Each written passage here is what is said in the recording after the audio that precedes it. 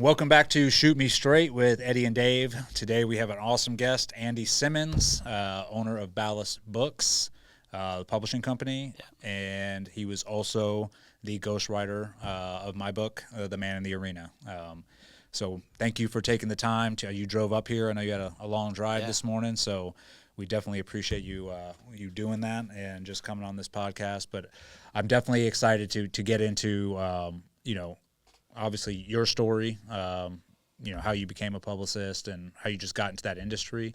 But then I definitely want to delve into just the working relationship that we had during writing the book, and sort of like give the listeners a sort of an example of like what it's like if they are going to write a book and what the process looks like. And I know the process is different for each person, but I think we can use mine as an example because I think there's a big misconception out there, and I get this all the time, where people are like, oh, you wrote a book, and like it's, this big thing, and like, oh, you must be like, getting paid and like all this stuff. And I think they're like, people have a misconception of like the amount of work that's put into it and the amount of attention to detail that's put into each book when you write it. Yeah, awesome. Well, thanks Eddie, thanks Dave for having me. It's been a while. I'm looking forward to this and jumping back into it because I think we had a really good time in your book, writing your book with you and Andrea, obviously. And there was a lot. You mentioned attention to detail. There's a lot of attention to detail on you and Andrea's behalf on that. And I think the listeners and readers of the book will be really interested to hear about some of that background stuff. Yeah, for sure. Well, let's start off, just a little bit about you and how you came to get into the industry. You can start wherever you want. Yeah, sure. I guess I'll tell my background a little bit. So my dad, who you met and hung out with before, he was in the Navy for 33 years. So he started as a corpsman, not a corpsman like you, as he says. He jokes around, he was sticking people at sick bay and having three beer lunches. Yeah. But I was born when he was a corpsman in Bethesda, so I was born at Walter Reed, and then moved around and pretty much my whole life until college, every 2 or 3 years. Navy brat. A lot of Marine bases, which sucks because Marines are awesome, but their bases suck.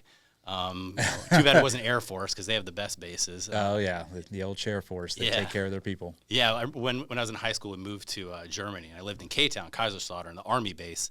Across the way, that was Ramstein, which I'm sure you've been through a million times. That's the Air Force base, and that was like that was the nice school. We were like the ghetto school. They were the nice school. Yeah, it's like going from it's like a 5-star resort is what they live in, and then go on Navy and. I mean, Marine bases, I would almost say Marine bases are better than Navy bases, just some of their amenities they have, at least if because they're all about working out and everything. So that's true. I'm like, okay, cool. I'm good on that. That's all you need. But definitely the stuff that's on those bases, like, and just the way that they're built, it has nothing on the Air Force. We'd go to the Air Force base to like get lunch or something because we had some crappy, taco stand or something. But the Marine bases that I was stationed at, or my dad was stationed at, were 29 Palms. Oof. And this was like, I think we were there from 88 to 91. Middle of the Mojave Desert. Nearest McDonald's was in Yucca Valley, like a half hour, 45 minutes away. Nothing to do for a kid. And then the other one was Parris Island, which we were only there for like a year and a half.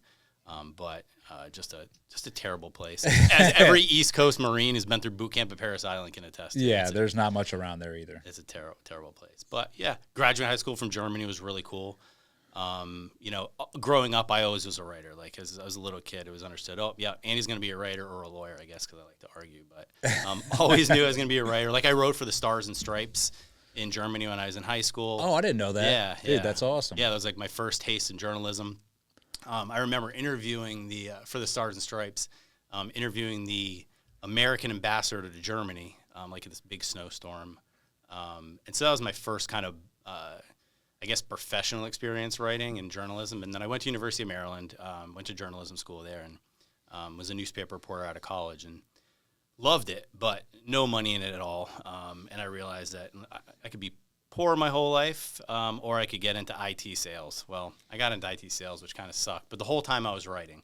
And my dad retired. Let's see, he He got his Iraq deployment, which he's very happy about. He was really, he thought he was going to leave the military after 30 years without any real wartime deployment. Yeah. So I think that was 2006. So then he retired in 2007 or 2008. Dang, man, he put in his time. Yeah, before I was born. Yeah. So I think he got in like well, we can do the math. I think 75 to 2008 maybe for the years. Good on him, man. It's thank him for his service big time, because that's a long time. I think you said that to him when we were at dinner. And he's like, he's like, I didn't do shit compared to what you did. Yeah, man, I don't like, and I get why people say that. I mean, but at the end of the day, I'm like, don't stop comparing apples to oranges. Like, you served your country, and then like you served it for 33 years. Like, that is a huge amount of respect. And just because you might not think, you did as much as others, it doesn't matter. Yeah.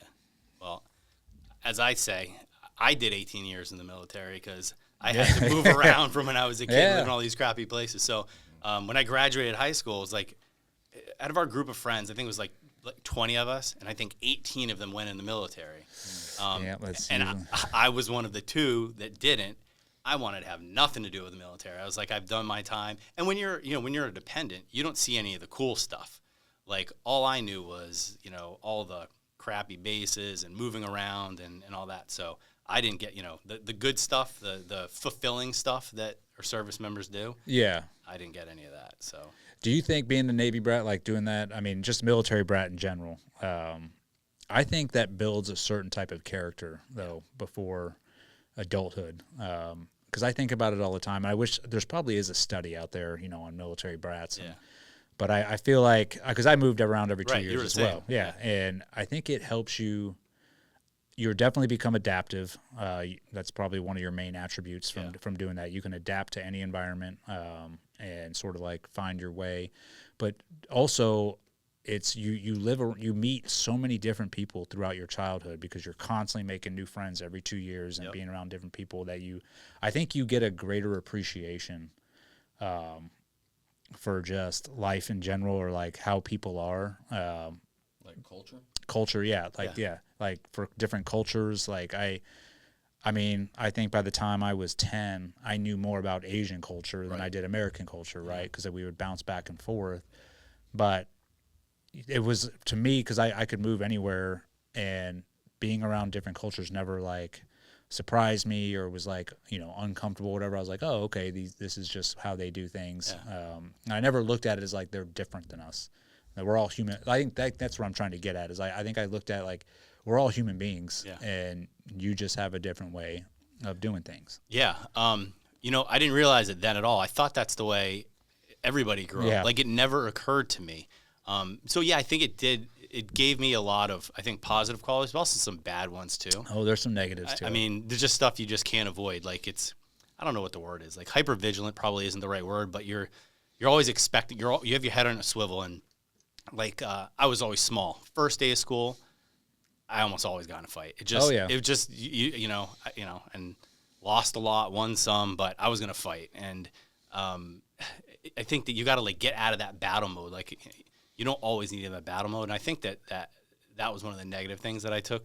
That's also being a child too, right? Yeah. So like you were young, and I went through the same experience. You're going, and kids can be the meanest things on earth. So when you're the new person every 2 years, that's just something that you have to go through. Like, you're going to check into a school, and I remember every time I did, there was always a group that's like, I'm going to test this kid out and see. And I know, I mean, the way I'm sure you were raised the same way. My mom, my grandma was like, you don't take shit off anybody. Yeah. Somebody says something, you talk shit, you get hit. Yeah. And that was the attitude. And yes, I lost some fights. I lost probably more than I won. I probably did too. Either way, it was like, at least you stood your ground and you let them know, like, I'm not the one to mess with. That's what it was for me. It was like, I would rather get my ass kicked than go home with my tail tucked between my legs. Like, I didn't care if it was the biggest guy in the world. And but it took me a while to like get out of that mode, I think.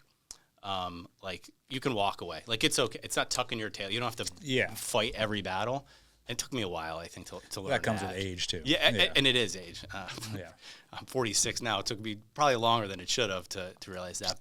And I think it affects different people different way. Like my sister, I think it affected her differently. I think it affected her a lot more. She maybe wasn't as resilient.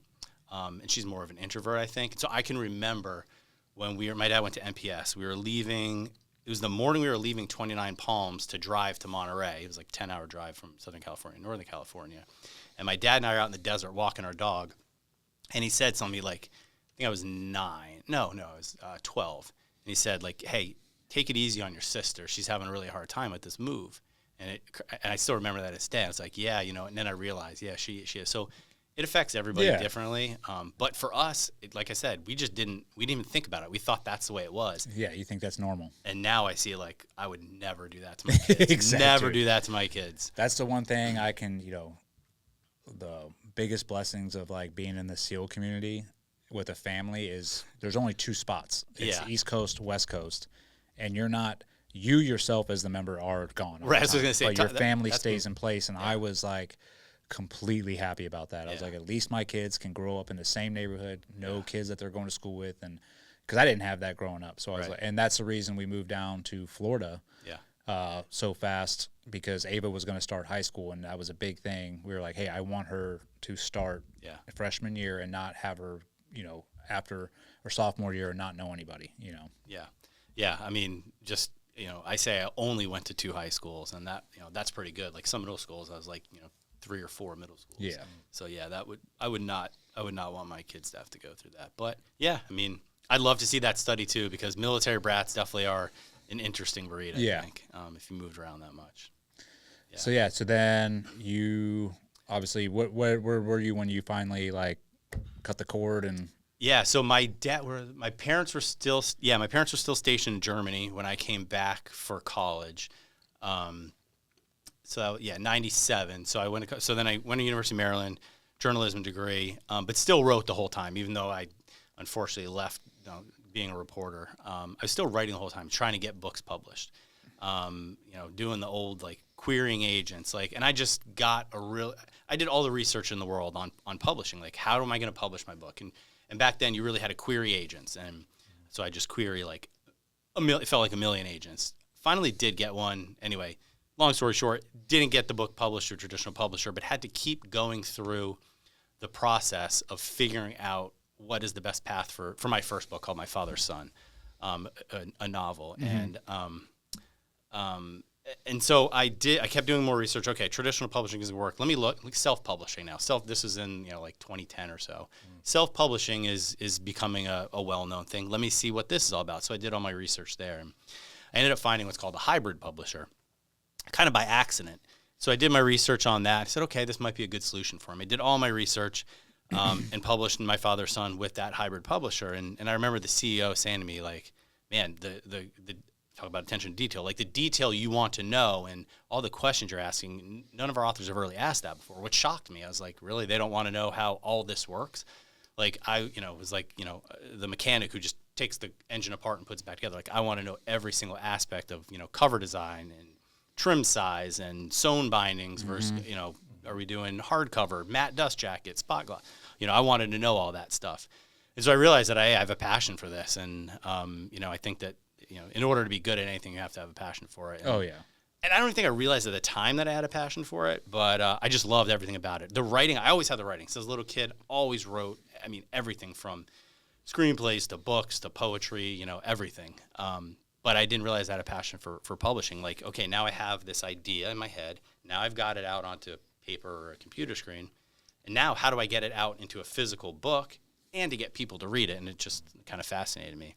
Would you say that it was harder the whole publishing side and learning about it, that was harder than actually writing the book? Oh, writing the book.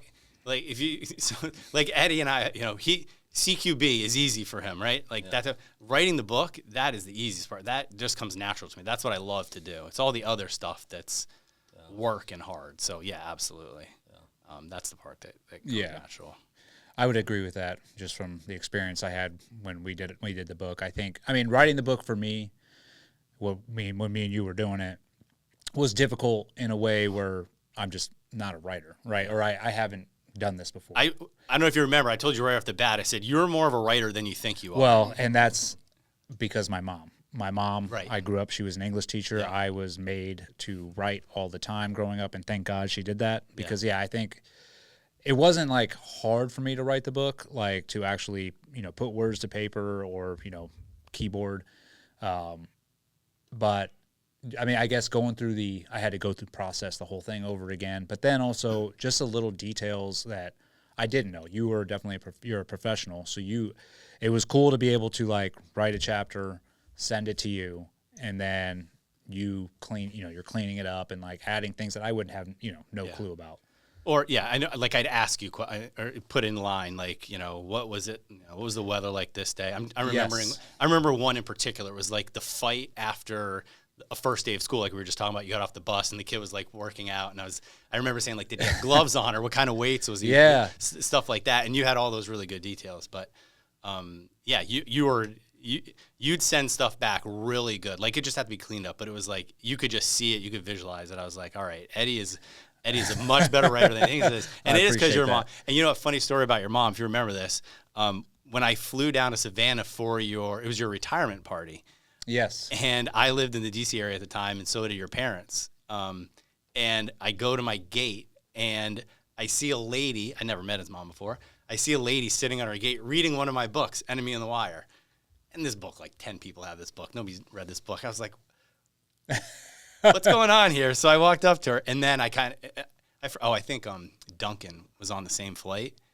And so I realized that all these people were here, and I was like, I wonder if that's Eddie's mom. So I went and talked to her and introduced myself. That's right. And I was like, that's hilarious. I was like, I've never seen anybody reading that book. Like, nobody has that book. That's just That's my mom. Because I told her, I probably told her you were going to do it, and she's like, I'm going to start reading this, see what this guy's about, or like how good this guy is. Yep, that's exactly right. Yeah. And thankfully, because I remember being like nervous, like, oh, so what do you think? And she was very complimentary. I was like, okay. Okay, good. I passed her test. You passed the Melissa Gallagher test, which is big. Yeah. So, how long did it take y'all to write the book? Was that the first being a ghostwriter that you did? No. I'd done quite a few before. Some are under NDA. Some, let me think at that point. Who else have we worked with? NDA, so they make you... Yeah, they don't want anybody to know they had a ghostwriter. Yeah, I remember that came up, and I was like, that's inauthentic. Like, I did have a ghostwriter, so I don't care. Like, let it be known that I had one, Yeah, I charge a lot more when they don't, when they don't. And it depends. I mean, if it's a story, like if it's a businessman or something like that, I mean, they're all great stories, but, some you're more passionate about. Like, when I got approached to do Eddie's book, I was like, are you kidding me? This is my dream book. I no joke, at one point, like during your trial, I thought about just going out to San Diego and sitting trying to get in the courtroom, just to report and write a book on it, because it fascinated me so much. You have to fight all the liberal networks that were in there. As writing your book, I found it just how hard it would have been to get in there. But was his one of the craziest stories? Like, when people ask, it's hard to. They're like, oh yeah, like what's your back? What happened? What's the story? Oh, it's like how do you sum that up? It's hard to, man. I've tried to on multiple podcasts, and like, because going through the whole thing over and over again, you're just like, oh, yeah. Even though I'm grateful that people want to know the story, but I try to like just summarize it, but it's still summarizing it takes an hour and a half. And you're like, I mean, I don't even know. Yeah, or more. Yeah, I mean, the book is 400 pages, and let me be clear: the layout of the book, we got more words. Usually have on a 6x9, you usually have between 300 and 350 words a page. I don't remember exactly what it was, but it's probably more like 420 to 450, just the way we did the layout, so that the book wasn't 600 pages. I mean, there's so much material. I mean, I remember when we first started working together, like we'd hang out at your house, you, me, and Andrea, and you guys would just go over all the whole story, and it took days, and who knows how many hours of calls and interviews and everything to get. I mean, there was so much to that story. Yeah. So, I don't think any of my other authors would be offended if I said yes, that Eddie and Andrea's is the craziest story that I wrote. Like, it's just mind-boggling. Yeah, well, it was like it's just rabbit hole. I mean, when you start to describe one part of it, then you're like, oh yeah, and this. Yeah, it was a spider web of just. That's a good way, because I remember thinking I had a handle on it, and then I would say something like, Craig is the ringleader, no, you got, this is the way TC, he pulled the strings behind. So to like fully understand, because you're not just reporting on what happened, like you have to fully understand the dynamics, the personalities, right? It's not just that's the way we wanted it done. Is like, it's our story, but there's also characters in there that if somebody did not know how that individual was, like as a person, or how they thought, or like the way that they carried themselves, then you wouldn't understand, like, oh, how did they get to this decision, or how did they make this decision? It's like, well, this is how this person is, and that's the way we wanted it. You went in a lot of detail on each of the guys in the platoon and all the there are a ton of characters in this story. In fact, I remember we actually initially had a chapter where we just outlined everybody, not just in the platoon, but all the other people, and really descriptive of all of them. In the end, I think you cut a lot of that out. I did, because I think it would be too much, and some of it would have been too distracting, because there were some players that weren't very, they're part of the story a little bit, but not really. And you didn't. I think your reasoning at the time, if I remember correctly, was you didn't want to call them out. You didn't want to make things difficult for these type of people. But it was still, even that exercise of writing that chapter and going over all that with you was really helpful for me to understand what their dynamic was with the, when Craig took over as LPO. Because it's important for people to know those dynamics, because nobody knows how SEAL platoons work, or everyone thinks oh, you guys are all just the same, and it's like, no, dude, it's 20 dudes with 20 different personalities trying to accomplish one mission. But yes, and my story is not anything different than a lot of there are platoons that just don't get along, or guys don't get along in the platoon, and there's personalities conflict, and and these things are natural. It's just that mine was this is what happens when it completely spins out of control. Right. And you did a really good job of explaining those relationships, like how the E6 mafia works, and all these I mean. Look, unless you're actually in a SEAL platoon, right, I don't think you can fully appreciate all the nuances of their relationships and how everything works, and how this guy in the stack, relates to this guy. But I think, from what I've ever read and whatever heard, I think that you did the best job that I've ever seen, because it was so important to show the relationships between these guys and how it all worked, the internal politics of this platoon. Yeah, it was it was good. We put a lot of work into it, for sure. How long did it take? I don't know. It was at least a year, I'd say, wasn't it? Yeah, I think so. I think we had the blessing of COVID, where it was okay, we can't do anything but focus on this book, and which was fine. It was but I think it was about a year to from start to finish to get it done, which I thought was actually pretty fast for what I was expecting, because I didn't know what to expect. I'm oh, this is going to take some time. But I think because of COVID and we got to just focus on that, it sped up the process a bit. Yeah, and I think that was a good timeline. But we put a lot of hours in, a lot of work, because of your thoroughness. I mean, you remember just sitting, how many times we went through every single word in that book. Because as it should be, but it was very important to you and to Andrea that every single word was phrased exactly how you want it. And I mean, when we're on a 4-hour marathon editing session, would I sometimes be oh my God, why does this matter the way this word is? But it did matter, and I'm glad that you did it. I was saying before, I remember you guys got it back, and I think Andrea was there's too much cursing in here.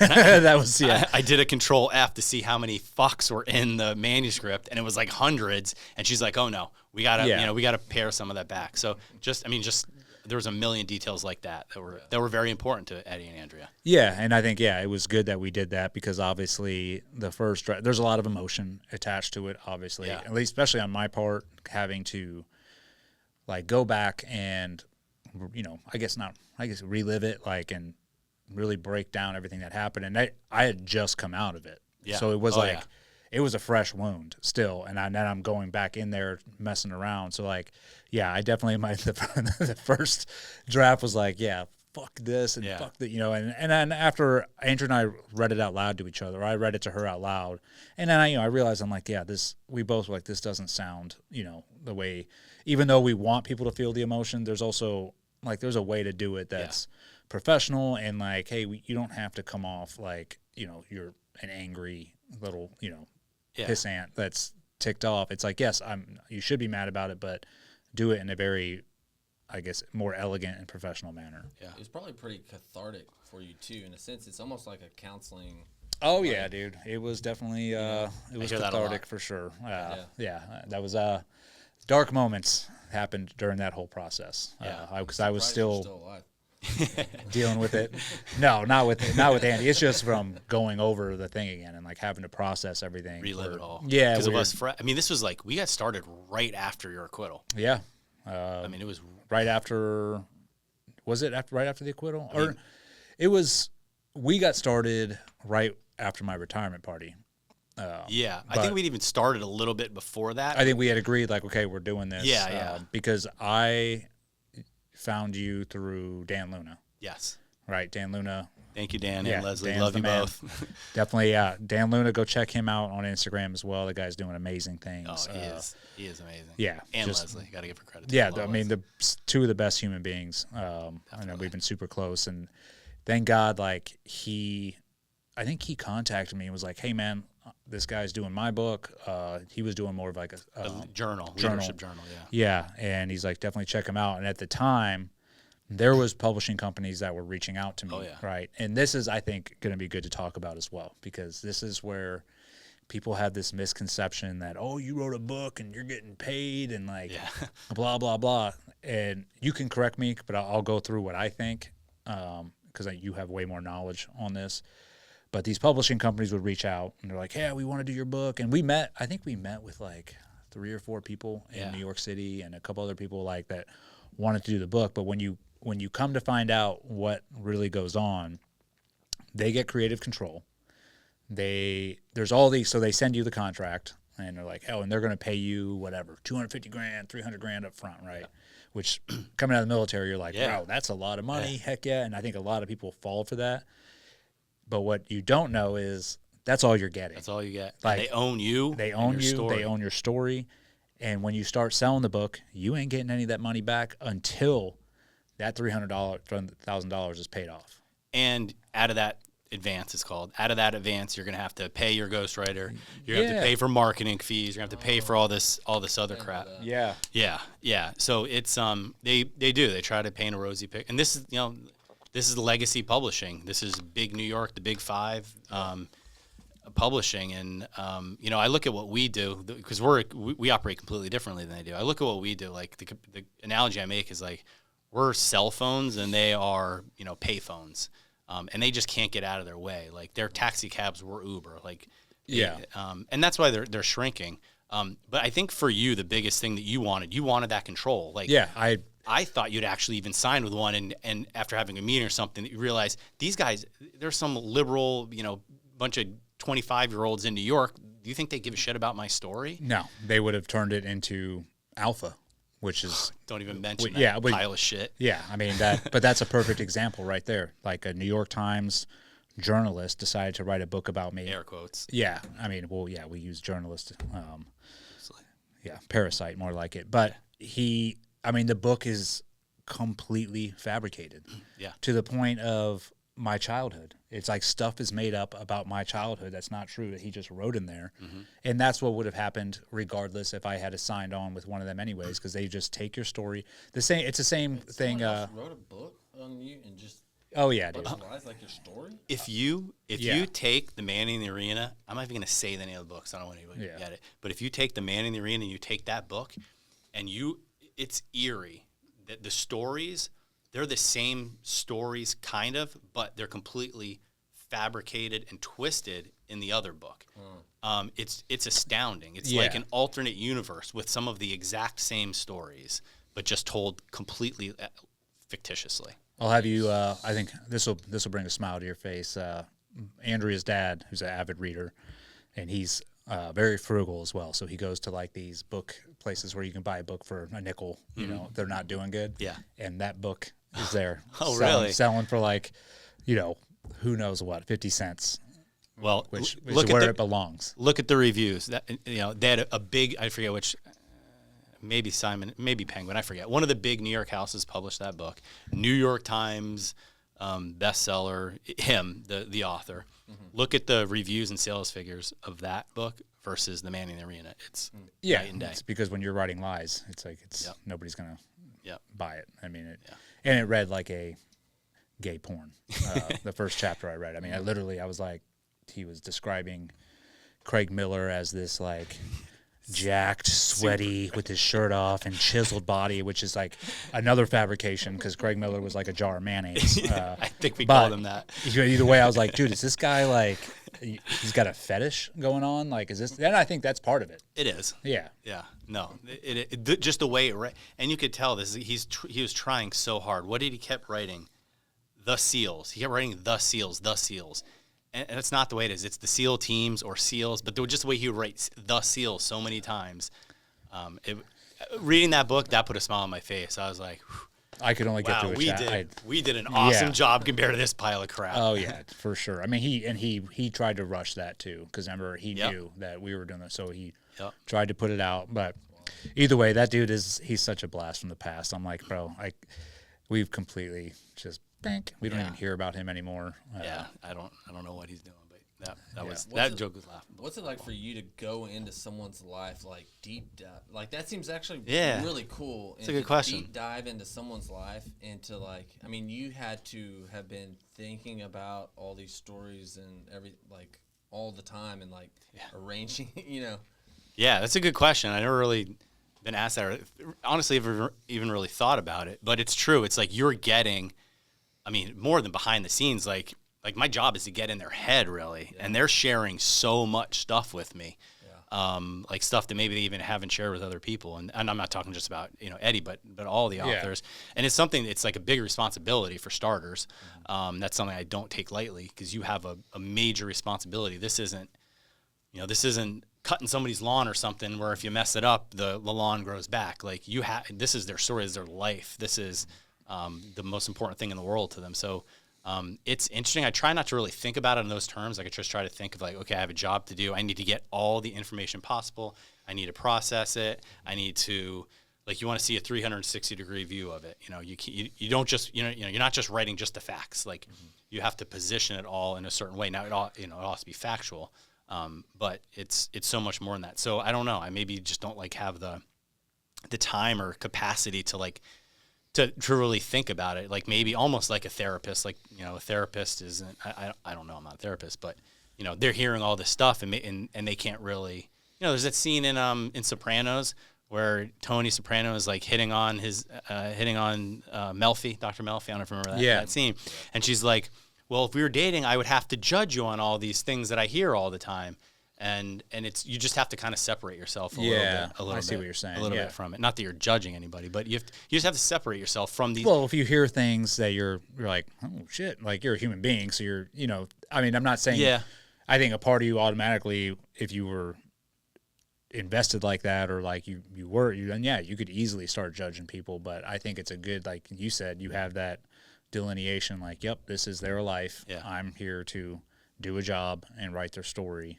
So I'm sure that, not just with us, but with other people that you've involved with, you probably have heard or seen things, or you're like, oh, but you're dealing with human beings. Yeah, you know what? The reason that Sopranos analogy was not a good one is because Dr. Melfi, she's doing that as just a job, just a paycheck. Like she doesn't like Tony Soprano.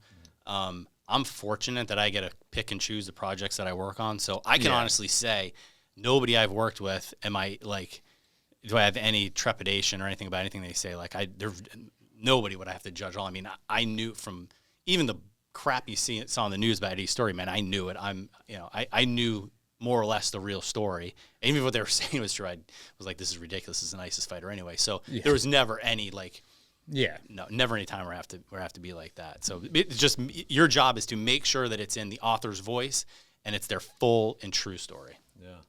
It's interesting you mentioned therapists. Like me being a previous therapist, I think of you're diving into, like, you're almost putting yourself in their shoes. Yeah. You're like, it's more than just hearing, like you said. Yeah. It's more than just hearing facts.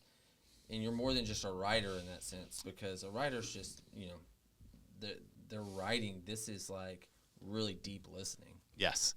Yeah, you do have to put yourself in their shoes. That's a good point. You do have to put yourself in their shoes. Like, just when you're like, here's an example. After that deployment, when you were in the parking lot and back at the team, and you were going inside, and I forget who was out. I think Tom was out in the parking lot or somebody else. But when I'm writing that scene, you tell me the scene, you know in your head how you feel. Like if you're anxious, if you're heated, if you're more like chill. And there's a million emotions as a human that you can have. And you can explain this to me the best you can, but I have to try to put myself in your shoes to write it as you're feeling it. Yeah. And what good authors do, like Eddie would do, was he'd be like, no, dude, you didn't get that right at all. Like, I wasn't feeling that at all. Like, maybe I'd say, I replied anxiously. He's like, no, I wasn't anxious. I was pissed. And so then you'd have to rewrite it like that. So that's probably a lot of them.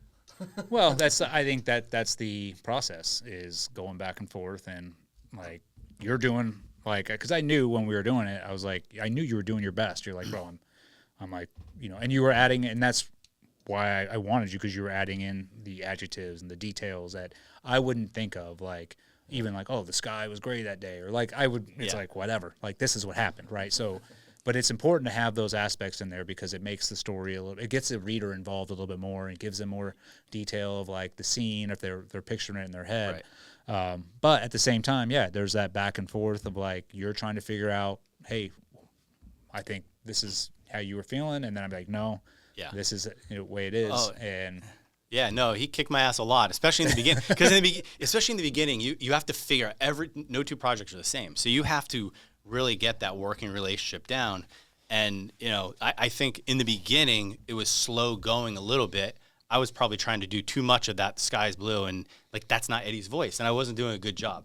I was like, I was trying to put too much fluff in there, and his story and the way he tells things isn't fluffy. And I remember a very candid conversation with Andrea and I in the beginning, where talk about, I was never afraid of Eddie, I was afraid of Andrea. Oh, everybody is. She kicked my ass a few times, and one I remember, she was like, "Listen, Eddie's like, he's not feeling great about this aspect of it." And he's like, and he said something to me. He goes, "Is this Andy's book or is this my book?" And when she said that, I was like, man, I'm screwing the pooch here. Like, she's 100% right. I need to stop putting in that, like, fluffy, for lack of a better term, stuff. And I think from then on, like, I heard that, and I think it went a lot smoother from there. But yeah, you would, there's stuff I'd maybe overwrite or something, and he did a great job of like dialing me back. Yeah, and it was a learning process for both of us, for sure. Because I was like, dude, I've never done this before, and when you would send stuff back, like, I was confused, because I was like, is this how it works, dude? Like, I didn't write that, or I didn't, so then, it was just that learning process between the two of us. And then I think finally, like you said, after we sort of, squashed that or worked through that, everything else was pretty smooth. Because I remember near the end of the book, it was like, I'd write a chapter, send it, and you would send it, and it'd be like, yep, good. Yeah. Like, that's perfect. And so we got to that point where, definitely. It was definitely like a working phase to get to that good flow. To figure it out, yeah. And it's always like that. The beginning is always, not necessarily have to be rocky, but the beginning is always harder, choppy, like to figure out the flow, and then you really get into it. And also, I think the other thing that maybe first-time authors don't understand is, like, we're writing this on a computer, not on a typewriter or in pen. Like, we're going to edit this a billion times. Yeah. And I think once you realize that, and we did edit a billion times. We went through, and that's, I think how it should be. Especially, just my personal take, like, if you're writing a book about yourself or your story, then it should be to the detail of of the truth and nothing but the facts, and like no embellishments, and that was my big thing. I was like, dude, because I get it, man. Like, and I've seen other guys' books, whatever, and I think I've read a couple Team Guy books, and you can, as another team guy, you're reading it and you're like, oh, come on, dude. Like, but to other people, that's like, oh my gosh, like, this is the craziest, like, war story. And, as a team guy, you're like, no, I know this isn't as, like, crazy as you're making it on here, but I guess that's what, that's what some readers want to hear. And I don't, fault guys for, like, if that's the direction, but to me, I was like, no, it has to be as real and as authentic as possible. And some of it, it's like, yeah, man, it's not sexy. It's like, this is the way it is. I think you aired the other way, where you would tell me, I record all of our interviews, I take notes, and I can see it all. And then when you write it and send it back to me, I read these stories, and then I'll rewrite or edit some of it. And like, yeah, you did this in combat. You told me to do this in combat. You wrote it down. I know that you did it, but he'd be like, no, I don't want to sound like he didn't want to sound. He was the typical like, I do not. This is not. There I was, elbow deep in grenade pins or whatever. He did not want to look. He was like, if anything, I'll be honest, he was like afraid to. Between you and me, he's a war hero. Yeah. He did not want to come. He would not refuse to come across as that, even if it was true. Yeah. Like he wouldn't talk about his awards. It was well, and I think I'm adamant about that to this day, and I think we've talked about it on the podcast before, where and this was also a big thing when I went and reviewed the book. I wanted to make sure there was no I. Yeah. I did this. I did that. Yep. If there was a story to be told, I was like, it's a team effort. Yeah.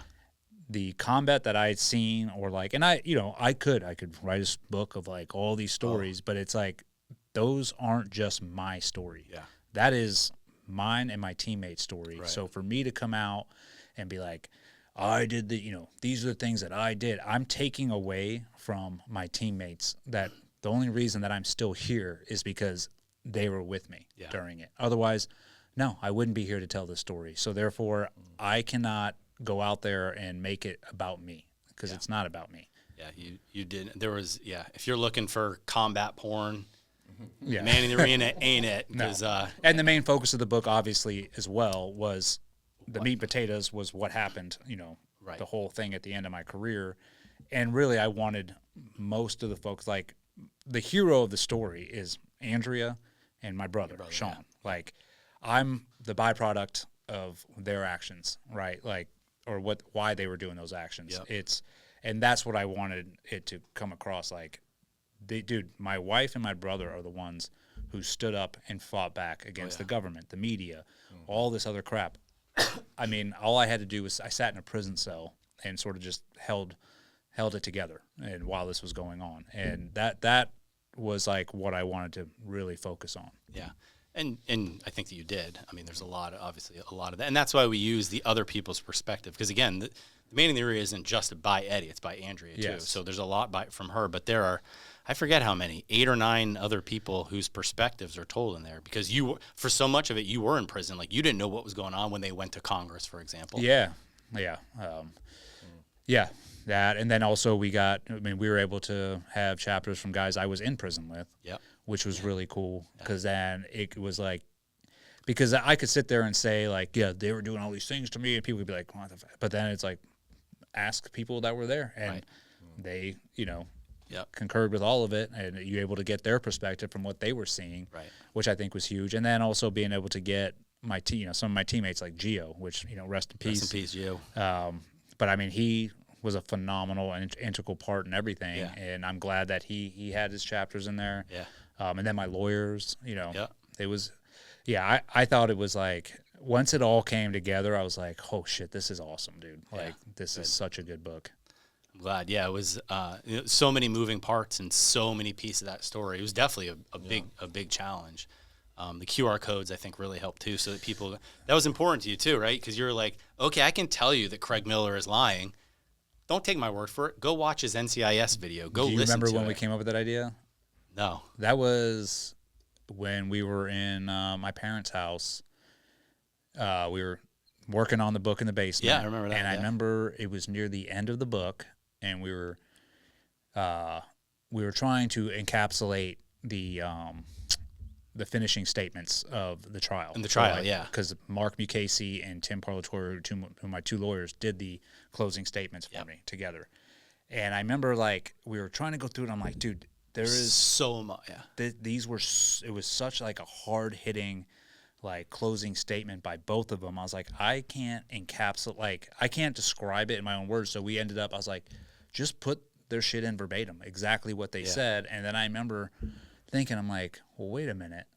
I was like, that's a good idea. I was like, well, because there's so much stuff that I say in there, and I was like, people are going to read this and be like, okay, there's 2 sides to every story, yours, theirs, and the truth's in the middle. I was like, no, this is the truth, but obviously I can't say that, I'm like, well, what if we just put in all the evidence? Yeah.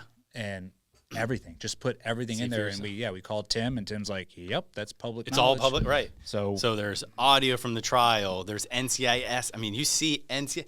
We put in a video. How many hours were you in the holding cell for? 7, I think. 7. I think we have a 7-hour video of a QR code. I hope nobody's watched the whole thing, but where Eddie is just in the NCIS holding cell. He's like doing push-ups and exercises and shit. And they just left him in there alone. Yeah, they just left me in there for 7 hours. But we got the video, so we can put it on EddieGallagherBook.com, and you can see all the QR codes there. So I think people really like that too, because you're right. Hey, okay, you take somebody's word verbatim for it. Okay, I get it. If you don't want to do that, go do all your research. It's all here. The whole trial, everything's right there. It's a unique book. Like, you don't really have that much information packed in with all the supporting documents and everything. Yeah, off the top of my head, I can't think of another one that's like that. But again, that was the only way to fully tell the story.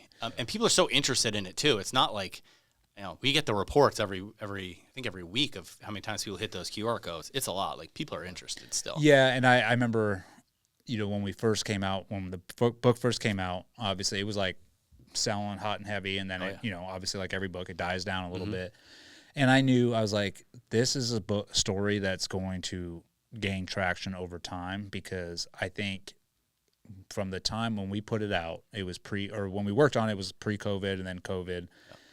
And I was like, because people, I think a lot of the times were like, oh, dude, the government wouldn't just do that to you. Like, we got a lot of that. Like, you did something, the government doesn't, NCIS doesn't act like that unless you did this, or like the media wouldn't say this unless you did something wrong. So I was like, people are going to have to learn for themselves that, yes, the government does lie to you. The media does lie to you. And I think COVID and then everything that has gone after that, all the nonsense the past 4 years, and that's why, like, over time, you see upticks in the book, because people are like, oh, shit, wait a minute. And like, no, Great point. They did do this. Like, and I do believe that they did this now. And it just takes time.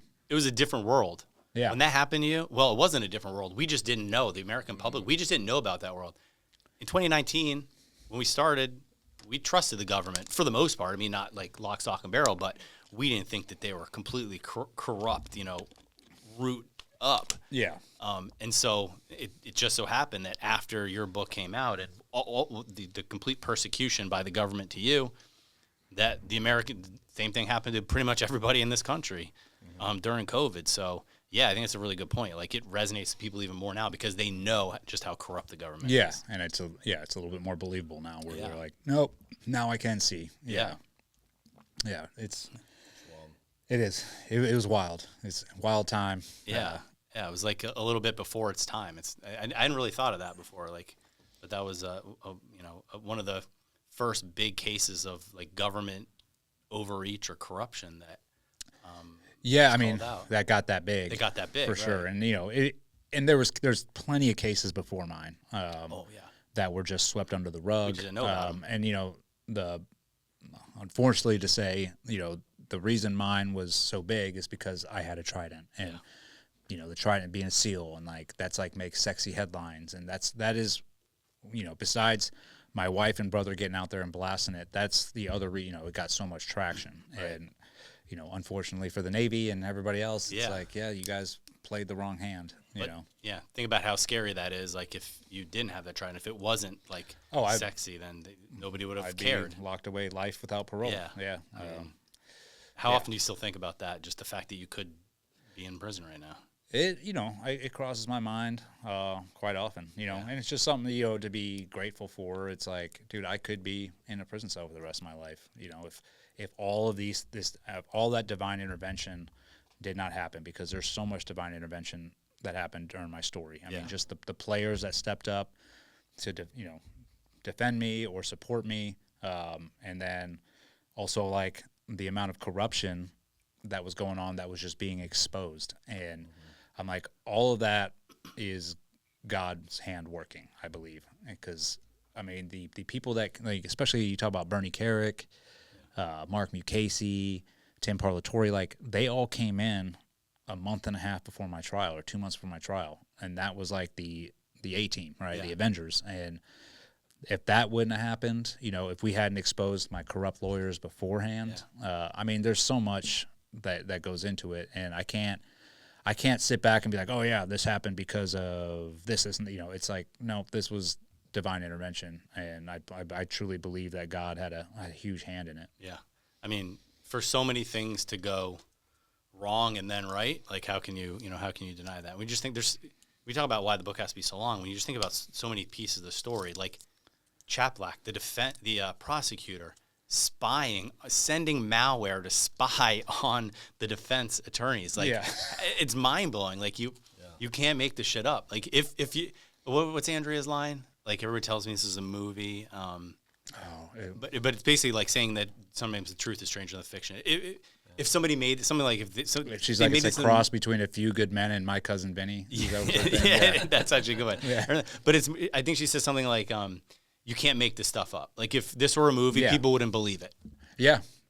It's just like, my cousin. Yeah. I mean, the prosecutor sent the defense legal team an email tracker, like a hidden email tracker. Like, how does that happen? Like they tried I was listening to it was Jonathan Howard, you guys last year, and I'm like, man, just the stuff that they do. You said it on that one, like they lost and they just won't give up. No, and that's still happening to this day, right? So like the military will never hold itself accountable. Like it will never say, oh, we made a mistake. Yeah. It's nope, we made a mistake, but we're going to die on this hill, and we're going to keep going forward no matter what. And I don't know if that's like a good, and I'm trying to look at it from a different perspective of why they do that. And I guess, even like take my case, like say they came out and they're like, you know what, we messed up this and this. I don't think that they could recover from that, because I think other, like the enlisted and everybody else would be like, well, fuck you. Like you messed up. Like, what are you going to do to me? So they in order to maintain, integrity, or not integrity, but maintain like solidarity in the SEAL teams, and just like, hey, everybody is here for the same purpose and the same mission, and we're all in this together. They can't sit there and tell them, well, your leaders made a fatal error, because then they're going to lose that trust right off the bat. So but at the other half, I think they're doing themselves a disservice when the truth is so blatantly obvious. Like, you guys did this, and then you continue to lie to the community and be like, no, Eddie's a bad, like, because they still do it to this day. It's to this day they use me as like, is Craig still teaching ethics? Craig, I don't know where he's at, honestly. They had Craig Miller, who lied on and cried on the stand, teaching ethics to the community, which again, that backfired on him, because I don't know how many SEALs I've ran into, new guys that have come up to me and they're like, dude, it's so embarrassing having that Craig Miller around. Like, they all see right through him. They're like, the guy is a freaking, powder puff, and like to have him come in and try and tell us like, he was like the ethical, making these ethical decisions, and like he's the hero, when it's so blatant. Like, you can go ahead and look it up in my book. Nope, there it is. He lied numerous times. Yeah, caught. Yeah, got caught lying. You lose trust in that way too. I mean, that's what I mean. Yeah. It's sort of like damned if you do, damned if you don't. I think they can't come and go, hey, we screwed up, because that would mean they need to change some things. Yes. And they're wanting to keep their political power. Things are about to change, though. Oh, yeah. So, this will already happen by the time this podcast comes out. Tim Parlatore is getting sworn in next Friday back into the Navy as a captain, and he is going to be, or as a commander, and he is going to be in charge of the whole JAG. No kidding. And he's like, I'm about to they all got fired. Shop. The whole legal system? Yeah, he's going to be the Trump just fired like all the JAGs, didn't he? They're firing him. Headset's firing him right now, because he knows like the UCMJ and the way the JAG Corps ran is completely corrupt, and they're not being taught the right way to do the job. And so I think Tim's about to go in there and restructure it and reform it, and then also get some reform in the UCMJ. I mean, and that's the guy that needs to be in there. Yeah. Because he's done nothing but fight against them the past, I don't know how many years. Yeah. Wow. That's great. That'll be Yeah. exciting. Yeah. I mean, you look at some of the players, like you look at Admiral Green. I mean, if he's gonna backtrack, and if he's gonna admit that he was wrong, then it looks like he's gonna backtrack. I mean, he loses all credibility. So that's why someone like that has to keep going forward. Like, they've got it in their head that this is what we need to do, and they're like gonna keep going and keep going. I guess. And that's I wasn't saying like what the Navy did is like, oh, I can see why they did it and they're doing the right thing. I just always try and like look at it from a different perspective, because I'm like, this does not make sense to the route you guys are going. But on like Admiral Green, we actually just got a message the other day from a team wife. It was actually sent to Andrea, and she was like, we followed your case, we supported you guys. She's like, I just want you to know that Admiral Green during that showed up at a SEAL reunion and with Rosenblum and got pretty much booted. Like, really? Oh yeah, the Vietnam SEALs. All the like pretty much were like attacking them and being like, dude, what the hell are you doing? And that wasn't what they were expecting. And so I guess they bounced and they didn't show back up. And so it's like, yes, you can, I guess, die on that hill. Yeah. But those are the repercussions as well, because it shows like you can't hold yourself accountable. And if you're not going to hold yourself accountable, then people definitely aren't going to trust you and don't want you in charge. Yeah. They do it to their own detriment. I don't know why, but you see it, and it seems to be kind of exclusive to the military, where they just keep going. They just will not let it go. Yeah. With so many of these cases, we're working. I can announce it now. We're working with Matt Bissonette. Yes. Mark Owen pseudonym, but his name's out there anyways. He's like, no, I'm doing my new book, No Easy Way, with my real name. And after his book came out, the government just screwed him. Just tried to. I mean, he's still millions of dollars he still has to pay back in. And okay, he admits, hey, he got bad legal advice. His lawyer told him, I don't need to submit this for. You remember when we had to submit yours for the DoD review. The DoD review. Well, back when he did his book, we knew to do it because of him. Like, we can thank him for it. Like, I don't think we ever were like, do we need to do this or not? I think we knew we needed to do it because they screwed him so bad, and they would do anything they can to screw you. Yeah. But they just kept going. Like, he would prove, that it was bad legal advice, and they came to agreements, but they just come back. They keep coming back and keep trying to trample him, just like they did with you, like then trying to take your trident away. Yeah. They just won't quit. I don't get it. No, they will, and that's the other detriment of, and I hope it changes too in the military, like, especially, I'll tell you what, the NSW, Naval Special Warfare Community, is the worst at it. And when they want to come after you and punish you for something, they're not just looking to punish you and be like, okay, now you learned. It's like, no, we are going to grind you into nothing. Yeah. We are going to grind your family into nothing. Like, this punishment is not going to stop until, and I truly believe this, and they're like, until you put a gun in your mouth and end it. I was just about to say that is the way that and I've seen that numerous times, especially from the people that we help through our foundation now. Police officers, we help them. They get screwed in a sort of normal sort of way where it's like, okay, you're being outcast and shunned, and you're just going to have to sort of sit and wait. When we help people from the community, dude, they are going through it like, because the punishments don't stop until you put a gun in your mouth and end it, and then the community's like, well, we don't know how that happened.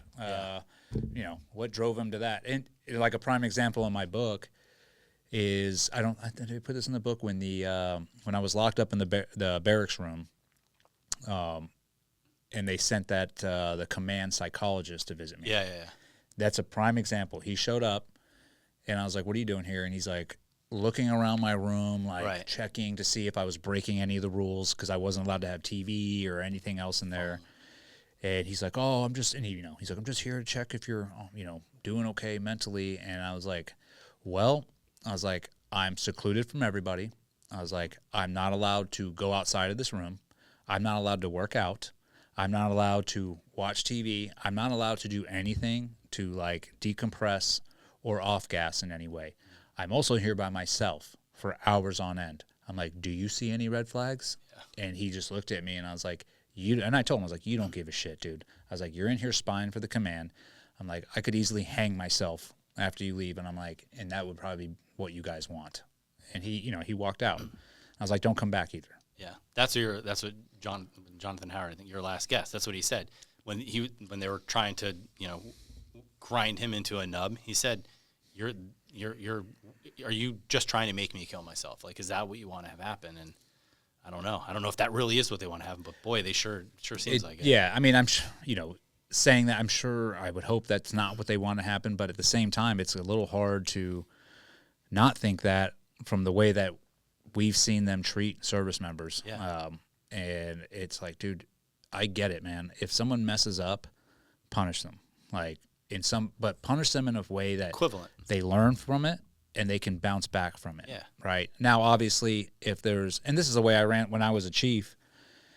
If somebody came in we have disciplinary review boards, right? So, team guy at the team gets in trouble, right? Yeah. He'll have to come in, and it's all chiefs and master chiefs, senior chiefs on this review board. And then so we have them come in, they got to stand in front of us and pretty much like, hey, this is what I did, blah, blah, blah, blah, blah. Dude, it was astounding to me the first time I was in those review boards as a chief. Like, you had a guy come in, he's like, oh, I got in a bar fight, got arrested, this weekend. And they're like, okay, step out, and we'll discuss. And half the room is like, dude, take this guy's fucking trident. Like, he shouldn't be in the community. And I'm looking at these guys, and I'm like, I know you, first off. Yeah, I've been in a bar fight I've been in bar fights with you. Like, this isn't something that we haven't done before. Yeah. Does that make it right? Like, we should not punish him? No. But, dude, let's all be real here. Yeah. Like, we're not raising fucking Boy Scouts. Like, these are SEALs. Like, we expect them to act to the extreme on everything, right? And that's the way we're trained. I'm like, so you can't expect them to go out in town and be little angels all the time. I was like, but what we can do is, like, punish him, put him on gate guard duty in his dress blues for 2 weeks. That's embarrassing enough. That's punishment. And then let him back into the fold afterwards. Now, if he makes the same mistake again, now we're talking a different story. Now this guy's unable to learn. He's unable to learn from his mistakes. Then, yes, maybe take some more, drastic disciplinary measures. You don't need to ruin his life. Exactly. But I'm telling you, it's crazy to watch. Their first instinct is to, like, destroy him, destroy and you're like, bro. Why do you think that is? Yeah. I think for the Navy, when they came out with the zero tolerance policy, where it was like, we're not tolerating anything anymore, typical military, and this is how, and for the listeners, this is how it sort of works in the military, right? An agenda gets put out, right? Let's use the Me Too movement, right? When that was going on. Yeah. And Kristen Gillibrand, right? She was like, I want to focus on the sexual assault cases in the military. There's way too many sexual assault cases going on, and people, women getting sexually assaulted in the military. So Obama was like, okay, let's, get a handle on this. Well, that gets passed down through rank to rank, right? So it goes down to a general, and the general's like, yep, this is the order. We need to make sure that sexual assault cases are being prosecuted and that people are being held accountable for sexual assault. Right. Yep. Great. Okay. That gets passed down to a colonel. Then the colonel passes it down to lieutenant colonel. So by the time it gets down to the lowest grade officer, it's like, prosecute everybody. Yeah. We need to show that our leaders, that we are prosecuting everybody. And then the pendulum swings the other way, where they are prosecuting more innocent people than they are people that are actually committing sexual assault. And that's the way it goes. So, like, when these punishments get handed out, it's due to the policies that the Navy ingrains, like the zero tolerance policy. We will not tolerate people drinking, and getting in fights. It's like, well, okay, well, then you're going to lose 75% of your force here, dude. And I think that's what ends up happening, because you do have weak leaders that aren't unable to think outside the box of what the agenda is putting down. Like, yeah, just because we have a zero tolerance policy does not mean that people don't get to have second chances, and be able to bounce back. Yeah, zero tolerance doesn't mean that you execute them. It means that you punish them for it, and the punishment should be equivalent to the crime. And that's kind of like day one stuff. But yeah, I don't know why they don't do that. They just want to letter of the law versus intent, like the heart of it. And it's like, okay, this is.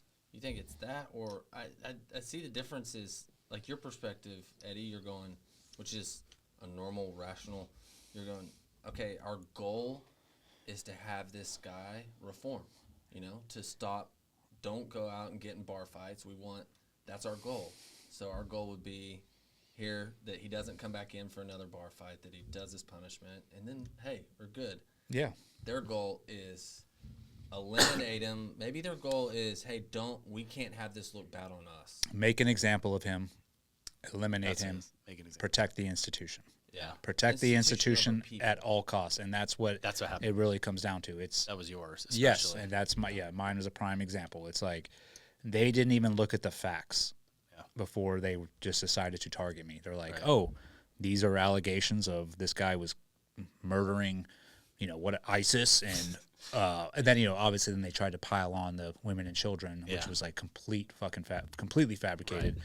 But it was like, dude, you didn't even look at the facts. You just saw the allegations, and immediately Admiral Green was like, boom, make an example of this guy. And he knew it because he was like, well, this dude has – because I had a decent record, a good reputation, and he's like – and he knew it. And he said, I heard it from an officer that was in the room, like, fucking end this guy. Like, to make an example to the rest of the community that we are not putting up with this.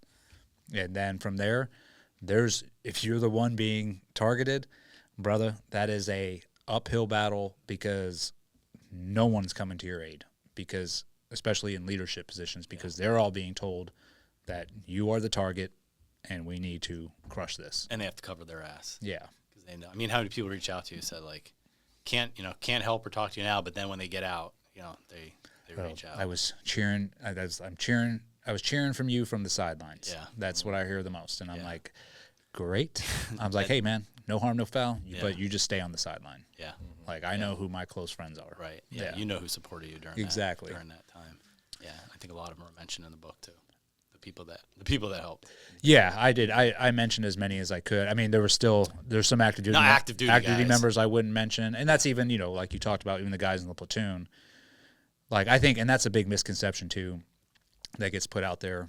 The biggest two misconceptions are, and it's still to this day, that I was pardoned. Yeah. That's still, I'm like, dude, there was what's those two independent journalists, Sagar and I think her name is Kathy or Crystal.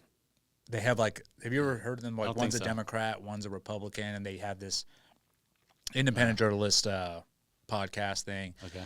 And honestly, like, they've been on Rogan, and I've listened to them a couple times, and they have like little debates. And I didn't really pay attention to them too much. But just yesterday or the other day, somebody sent something they were talking about, and they were like, hey, check out 60-minute mark. And I'm like, okay. And this chick uses me as an example because she doesn't like Pete Hegseth being sec def. And she's like, Pete Hegseth advocated for this psychopath, and just starts talking about my story, but completely has no idea what it's fabricate, doesn't even get the facts right. No. She's seen headlines, probably. Well, even I was like, even if you've just seen headlines, you're still not getting it right. She said that she's like, he ordered his own men to fire upon civilians, and then he was found guilty at trial, but then Pete Hegseth had Trump pardoned.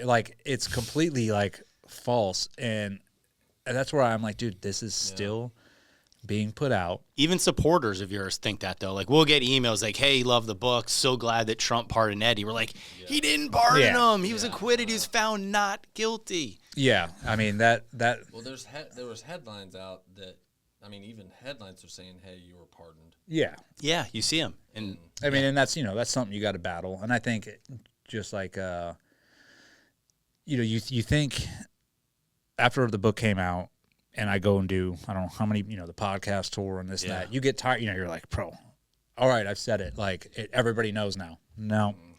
But, not everybody knows. But you know what? I remember when you were on those podcasts, I'm going, even before, and I'm like, save some for the book. After listening to the first couple, I remember Andy Stump was on the first one, even Sean Ryan one. I'm like, I don't care if it's 3 hours. You can't tell this full story on there. So you're not giving the book away by telling the whole story, what you think is the whole story in these podcasts, because it takes a hell of a lot more than 3 hours to do all the nuances, which to me are like the most fascinating piece of this is all the little things, the millions. It's not just one thing. It's not just like one false accusation. Like they said that he murdered an ISIS prisoner and then he went to trial. Like that's 1% of it. Yeah. And then, I was going to say the other misconception is his whole platoon, turned on him, right? I hear that all the time, and I'm like, I would say 85% of my platoon wanted nothing to do. They they lawyered up, and they're like, dude, we're not involved in this at all. And because they knew, like, if they involve themselves,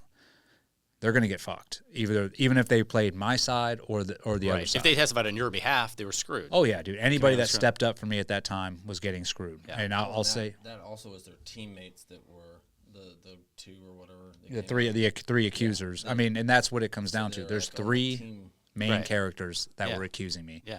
Everyone else was collateral damage, in some form or fashion. Yeah. And then most of the platoon wanted nothing to do with it. Right. Or supported you. Yeah. And they were supporting me quietly, like, hey, because then I don't blame them for it, because they're like, dude.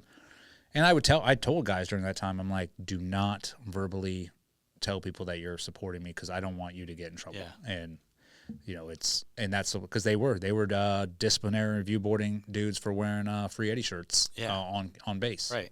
Yeah. Yeah. I mean, who else went under a Trident review board because of your didn't Jake as well? Well, didn't they try to take his? Jake, my OIC, was going to go to court-martial right after me. They were trying to court-martial him and throw him in prison because he was the officer in charge. And then after my trial, after I got found innocent of everything, we kept fighting, and we're like, we're going to expose this and this, and they ended up dropping Jake's case.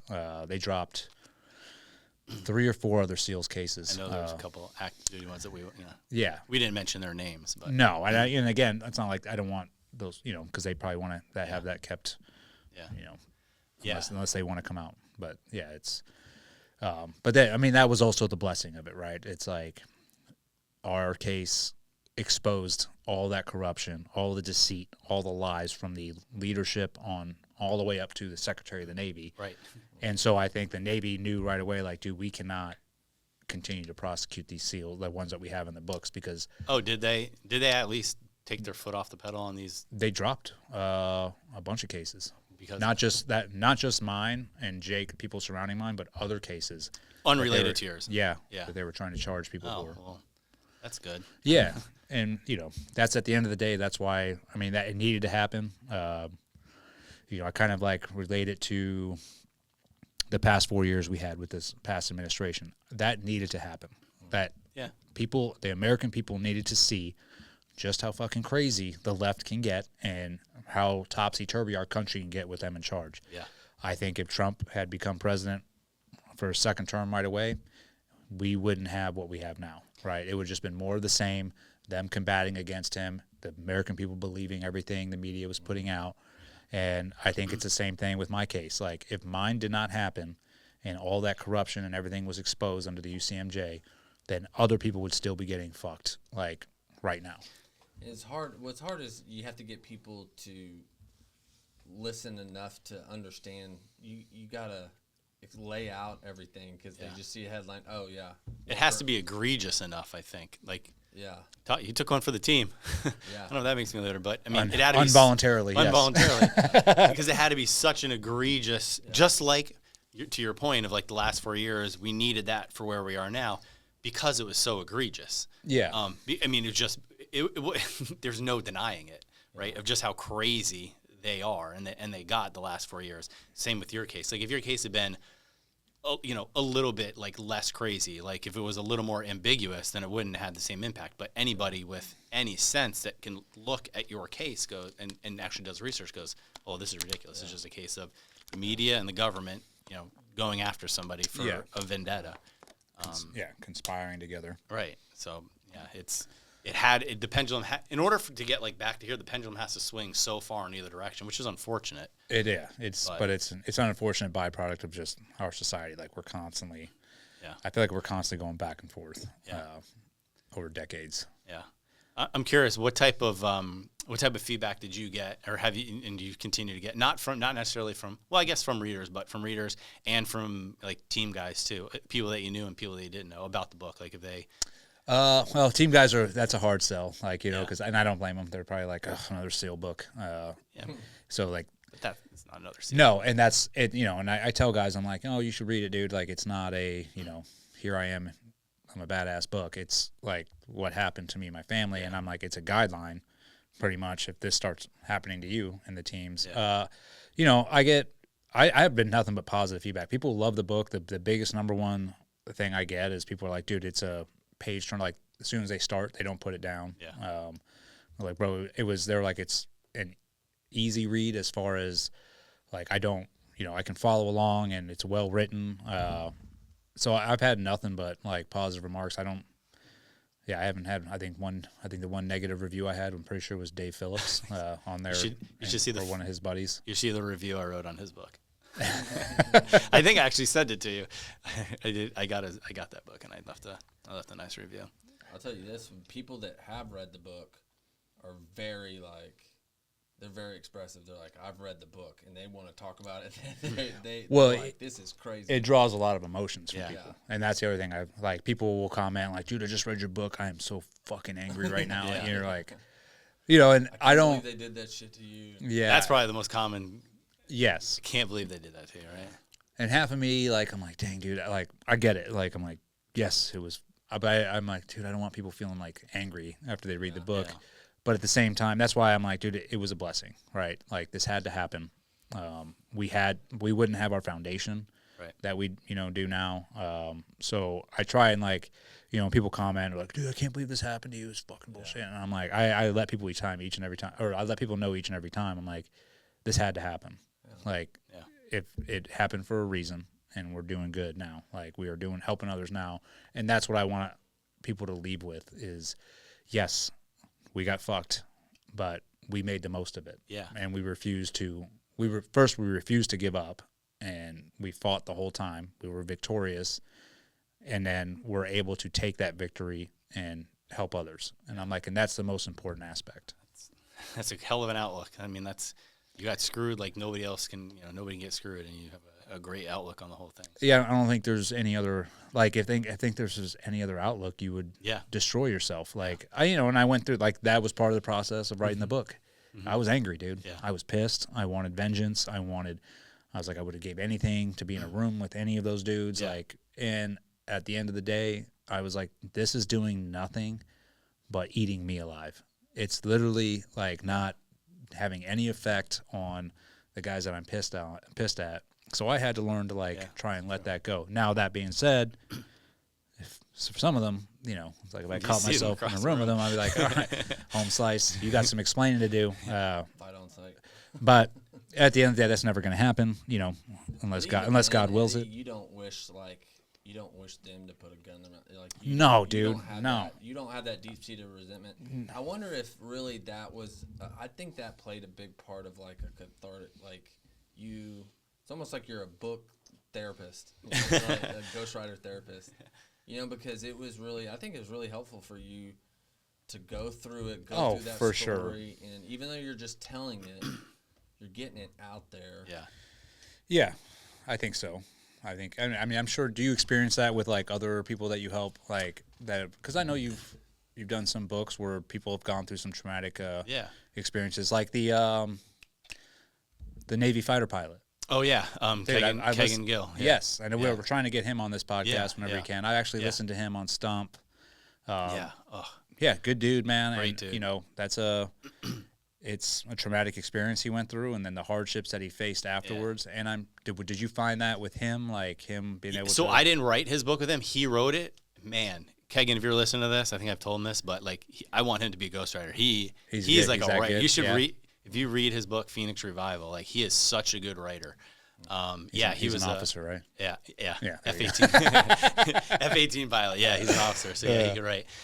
He's still. I remember you did this Biss does this now. You guys drive me crazy with your double spaces. That's the only. Do you remember that? Where I was like, Eddie, you got to stop double spacing. Like after the word? After a period, next sentence, double spacing. Oh, is that not? You're not supposed to do that? Oh, you're not supposed to do that. Dude, that's the See, way if I you're was an taught. officer, you know. Yeah, exactly. Officers know like not to do. enlisted scum. That was the only thing I laugh about. But that's the same thing. Like with this right now, the same thing. And he's laughing. He's like, yeah, my mom tells me that. Same. Yeah, same thing. Yeah. Enlisted, double spacing. Kagan, no double spacing.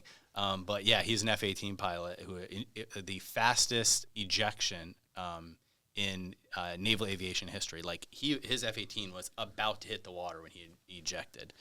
So Ballast, we published his book, Phoenix Revival, nice. but I didn't write it. He wrote it himself, like completely. I think he had an editor, but officer. He can write well. But how about Aaron Singerman? Oh yeah, you did it. Yeah, we had him with. on. Yeah, so he's we're I don't know if he wants to say what we're waiting for. We're waiting on one more thing before he can release his book. Okay. Because he's gonna have a something big that'll be in there that he is not able to say yet. But his is I've been working with him for like years now too. And he's similar to you, where I think yes, probably writing your book was cathartic for you and getting it all out. But as we said, like this was right after can you have a more traumatic experience than what you went through? So I think I noticed even a change in you during that like year and a half of writing. And I don't think it was correct me if I'm wrong, but I don't think it was just writing the book, right? Like you got farther away from it.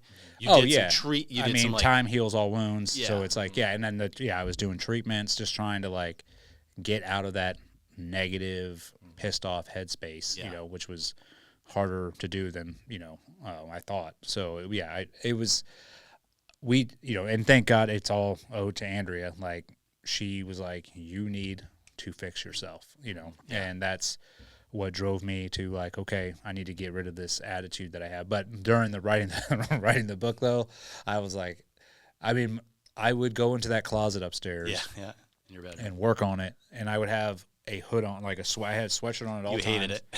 hood on. And I would just walk around the house with a hood on. Like I was in my own negative world. And and I had no idea that I was doing it until I think Ava was the one that was like, I don't want to be around you.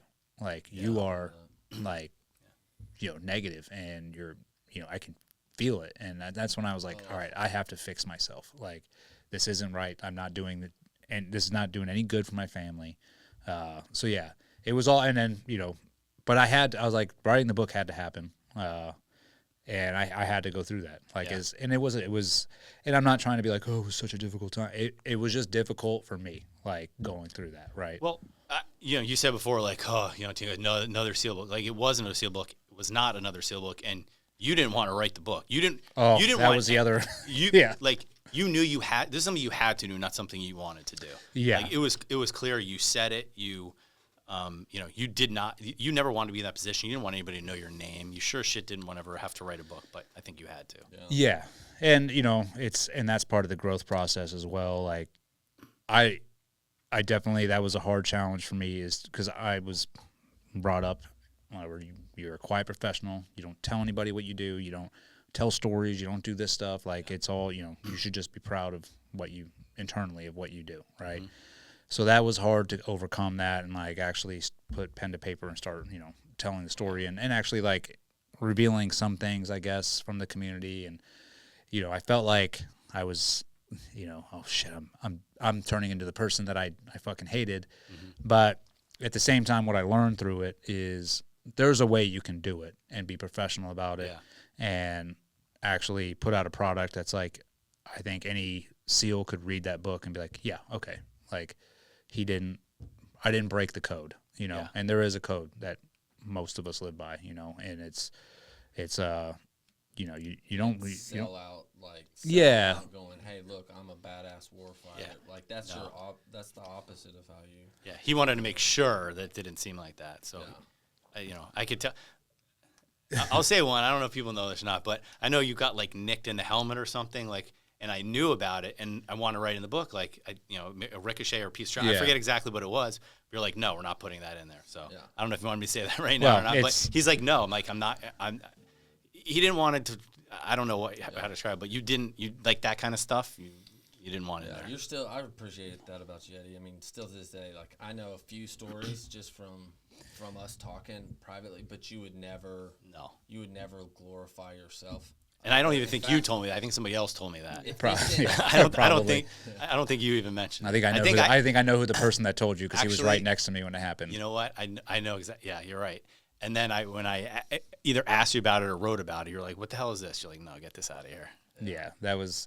I mean, I could tell this story. Yeah, we were in a little gunfight, and I think we were on a rooftop, and I was trying to get the guys down the stairs, and myself and this other individual started laying down fire from the rooftop, and I literally smacked my helmet, and I went back down, and I was like, "Holy shit!" Technically, I just got shot in the head, I think. Yeah, I mean, that happens, you know. That's my favorite one that's when war. you get shot in the pants, like the pant leg. You have the hole in. Oh yeah, the lucky shot. You know, thank God I'm Irish. Yeah. Yeah, we mentioned Gio before. I'll give Gio a shout out too because he's funny. But I remember him just telling stories that didn't necessarily go in the book, but just stories about you and him and that in that deployment. Yeah. Just fun. I mean, like Gio's just a funny, hilarious, in the way he tells stories. One of the best human beings, like the most charismatic. Like storytelling, like not even storytelling, but just charismatic, like fun-loving. But he could speak. He was articulate. I mean, just his testimony.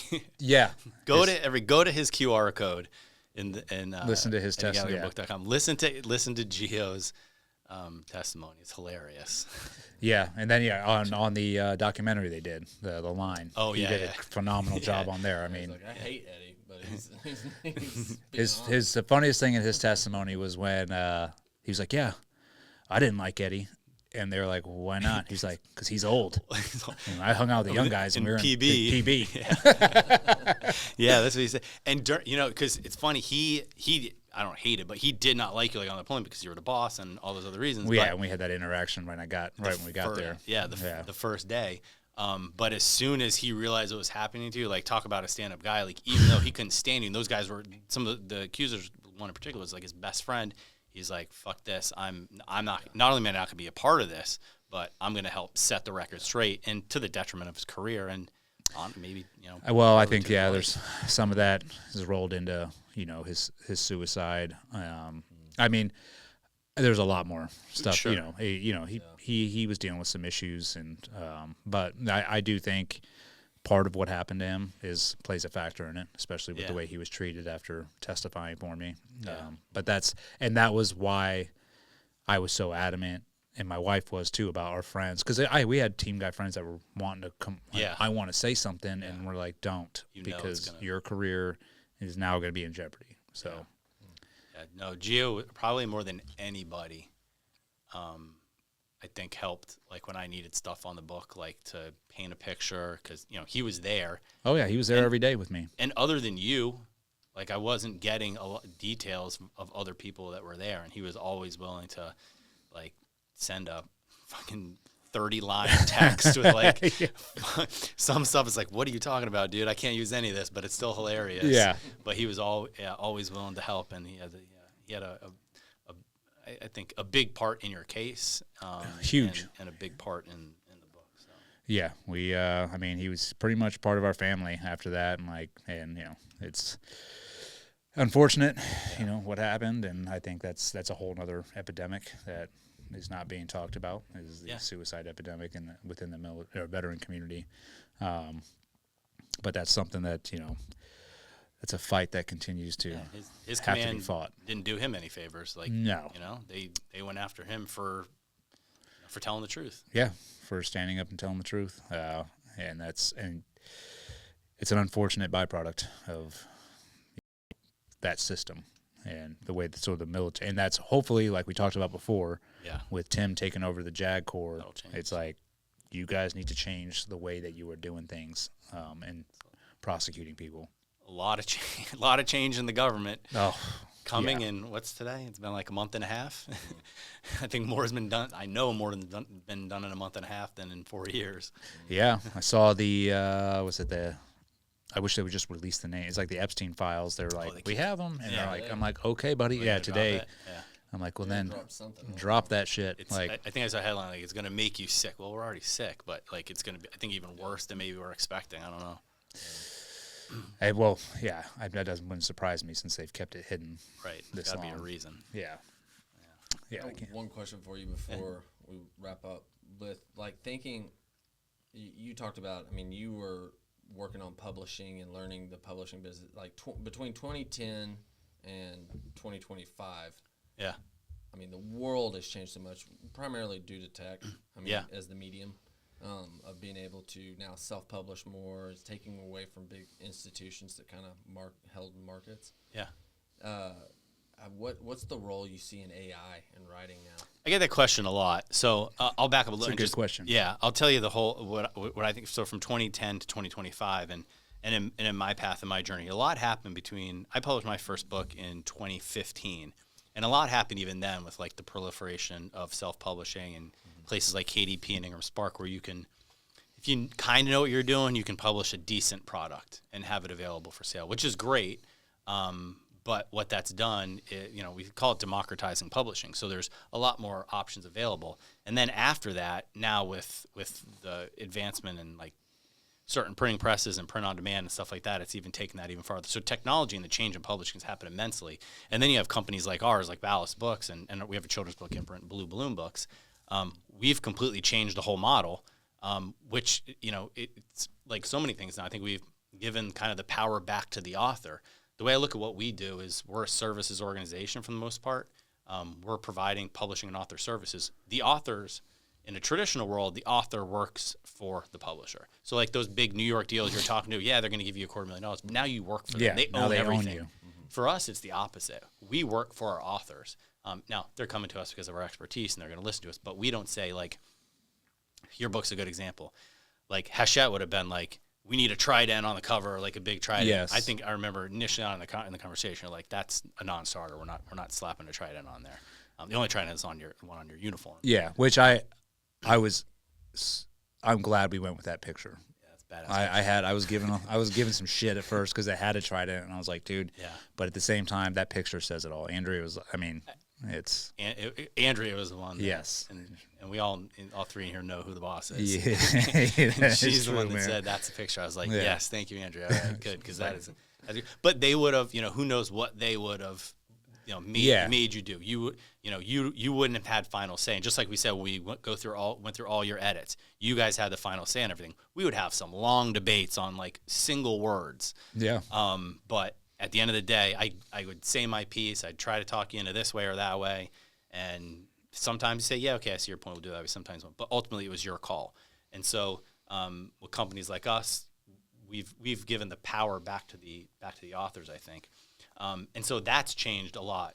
And now, yes, you're right. AI is the next thing. Do you use AI some? No. To like create content or to just edit, proofread? No. Well, come up with concepts like no. Really? You can see like when we have like an all hands, like a team meeting, like our production staff, our marketing team, all of our editors, everybody. If there's like conversation about AI, you can see everybody like pucker up. Like, I think too much probably. They're fearful. Yeah, they're going to take our jobs. Yeah, I look at it that way too. But for me, it's not take my job. It's that I don't see any way that AI could sit down with Eddie and Andrea for however many hours and put that content together. Now, I don't know, in 20 years, can it somehow do that? But I don't see it happening. So for me, it's like protective. It's like, how, it's kind of like indignant. Like, how dare you like think that a computer can do what I do? I'm just being honest. That's like kind of that's the way I look at it. Like, it can't do what I do, but we do need to start using it for more things. We can like automate processes. So Ballast is not on the writing side. Not on the right. I mean, we have very clear, again, on our children's side, on the Blue Balloon side, we'll have people query us and they'll say we have our own artwork. Say, okay, we have to see it. We will not allow AI generated artwork. You can tell covers now that have AI generated covers. We will not do that. We have designers, human beings, just like we did before, Mirko, who did your, I don't know if you remember working with him. He's one of our designers. He's a person, a real life person sitting in New Jersey who he does, most of our covers, does an awesome job. AI is not going to, AI is not going to change that. AI is not going to write a book for us, not going to create content. Now there are some companies that are doing that. Yeah. And I don't know. I mean, do you want a piece of artwork that a computer generated? Does it look better than the Mona Lisa? I don't know, maybe, but I'd rather have the Mona Lisa. So, well, I think of it's going to be interesting. It's about to get really interesting. I think. Yeah. I think it already is. Some of what things are going to look like with AI attached, right, in different industries, but in this industry specifically, so I have the opposite side of I use AI all day long. Yeah. Literally, we just wrote an app, 14 hours? Yeah. Primarily through AI. I mean, because now what it has to be iterative, right? So you ask it, hey, me and my daughter are creating a podcast for kids. Oh, cool. We're just kind of creating the outline for it. And I'll just say, hey, give me an outline for 10 episode podcast for kids that tells a story with a kid with magical powers or something. And it's incredible. I mean, immediately it comes out, and then we go, we don't like this section. You don't see an inner working with it of going, hey, I have the ideas. Yeah. You don't have to take it as gospel. You can just use it as a correct jumping off point. I mean, it's full-time editing staff or something like that beside you in it, and it can reiterate over it. I think there's going to be an inner working between the two. Don't you? There has to be. I mean, look, as I say this, I realize I sound like, a big New York traditional publisher that is being stodgy and indignant about hybrid publishing, which is what we do. So we're going to have to embrace it at some point. And the growth that we're experiencing right now, we took on kind of a minority partner who's just he does a lot of great things, and technology is one of his things. And so he's going to update a lot of our process. So for example, when a writer and a ghostwriter are working together, instead of I think this happened to us a couple times, a version control issue. So you email a file to the author to review, but then you make an edit yourself. Now we have two different versions. So instead of that happen, there's processes where now, I guess you call it AI. It's a live doc, but then when I'm done editing something, then it alerts Eddie, okay, he's done. This is what he did. Now you go review that. So I guess, in those cases, it's going to be useful. I can understand why you're no, I don't. AI is not part of it, because it's the example you just. Yes, okay, the Mona Lisa, right? You're here's the Mona Lisa that somebody painted. Yeah, and then here's the AI version. It looks way better. Yeah. But I'd rather take the other one that I know a human being put his, sweat equity into, his imagination, his creativity. Yeah. That comes from the soul. And I would rather want to own that than some, painting that some dude on a computer just generated, and he's that's mine. And you're you didn't do that. She's some ugly chick behind a wall. You see that they threw paint or something on the Mona Lisa. Yeah. But she's some ugly chick on the wall. But you know what? I think soul is the right way to use it. There's so much more to it than just that. So. Yeah. There's value. There's the value in human creativity. Yes. It's also a value in, the time, the time period of the Mona Lisa. What was happening during that. I don't think history. I wonder how it's going to look, because I don't. Well, it doesn't really matter what I think about it. I'm just observing, and I'm going, okay, this is skyrocketing, right? Yeah. But the thing with AI is it's only as good as its data. If I ask AI right now, hey, tell me about Eddie Gallagher. We should do that. Good guy? Is he a good guy, or is he a bad guy? We should see what ChatGPT says. It's going to be pulling from data across the internet. Right. War criminal extraordinaire, Eddie Gallagher. Hopefully it reads our book and not the other one. Yeah, well, and that's the other issue. It's probably not going to go through a book. Right. It's probably going to go through headlines and summation facts of top magazines and top newspapers. Clickbait material. Exactly. Yeah. And so it's going to give me a skewed, probably, my guess would be a more liberal left, false. it's going to give me a false summation of it. Yeah. But I think of as you guys are doing as a publishing company where it's doing books, AI learning, learning your style, learning things like that, and it being a collaborative help. But it's still. Do you think there will be an area that it's primarily from human to AI just assists in helping? I don't know. Writing a book, that terrifies me, that part. But that's me just being. I mean, I'm wrong about it. I'm right. I don't know if you're wrong. We need to, but the thought of it does terrify me. It was probably people back in the day when they're creating machines that were going to take their job. I don't know. I just Well, it's the same aspect of let's talk. You talk about warfare and how much we've evolved. It's we're not going to need door kickers anymore. Yeah, we're going to have drones and this and this and sure.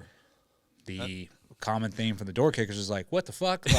I want to go kick in doors. That's what I signed up to do. That's a good analogy. You can't take that, and it's that same, That's exactly what it is. Yeah. Even exactly though it's we get that, but this is happening. And I think you know who gave a perfect summation of AI on an interview was Ben Affleck. Have you really? Oh, dude, it was. And I don't want to sit there and try and explain it, but they had asked him hey, are you worried about AI taking jobs from actors or the movie thing? And he was like, no. And he laid out the best explanation why AI will never do that. And it was a lot of it had to do with soul and people. He's like, AI will never be able to create what some of these geniuses, these directors or these actors, have created in their expressions and everything. He's like, that will never happen. He's like, but yeah, it can. It's going to be a part of it from here. The reason I don't think it can happen in that example is if I know something is AI, Ben Affleck, I got no interest in watching that. And I think it's because there is no human connection or something. I guess that's what it is. Dude, it turns me off when I'm watching a show and I know I can see it's AI generated. I'm like, dude, I'm done with this. See? What movie we just watched? Such trash. The Gorge. It's on Netflix with Miles Teller. And the advertisements, the previews looked fucking awesome, dude. I was like, this movie looks like it's going to be sick. And it was the most AI-generated piece of garbage I'd ever seen. I couldn't believe he acted in it. But you can put a good actor like Miles Teller, and he's a talented actor. I like the movies that he's been in. But as soon as you throw him in an AI scene, I'm like, no, I'm done, dude. This is not real. Even though I know movies aren't real regardless. Yeah. But at the same time, there's no authenticity. Yeah. I want to feel when I'm watching the movie, I'm invested. And I'm like, that looks legit, this and that. But once it's AI generated, I'm like, that looks faker than fake. See, even for me, even if it looked real, even if I couldn't tell you can't even tell now. They make these Instagram models.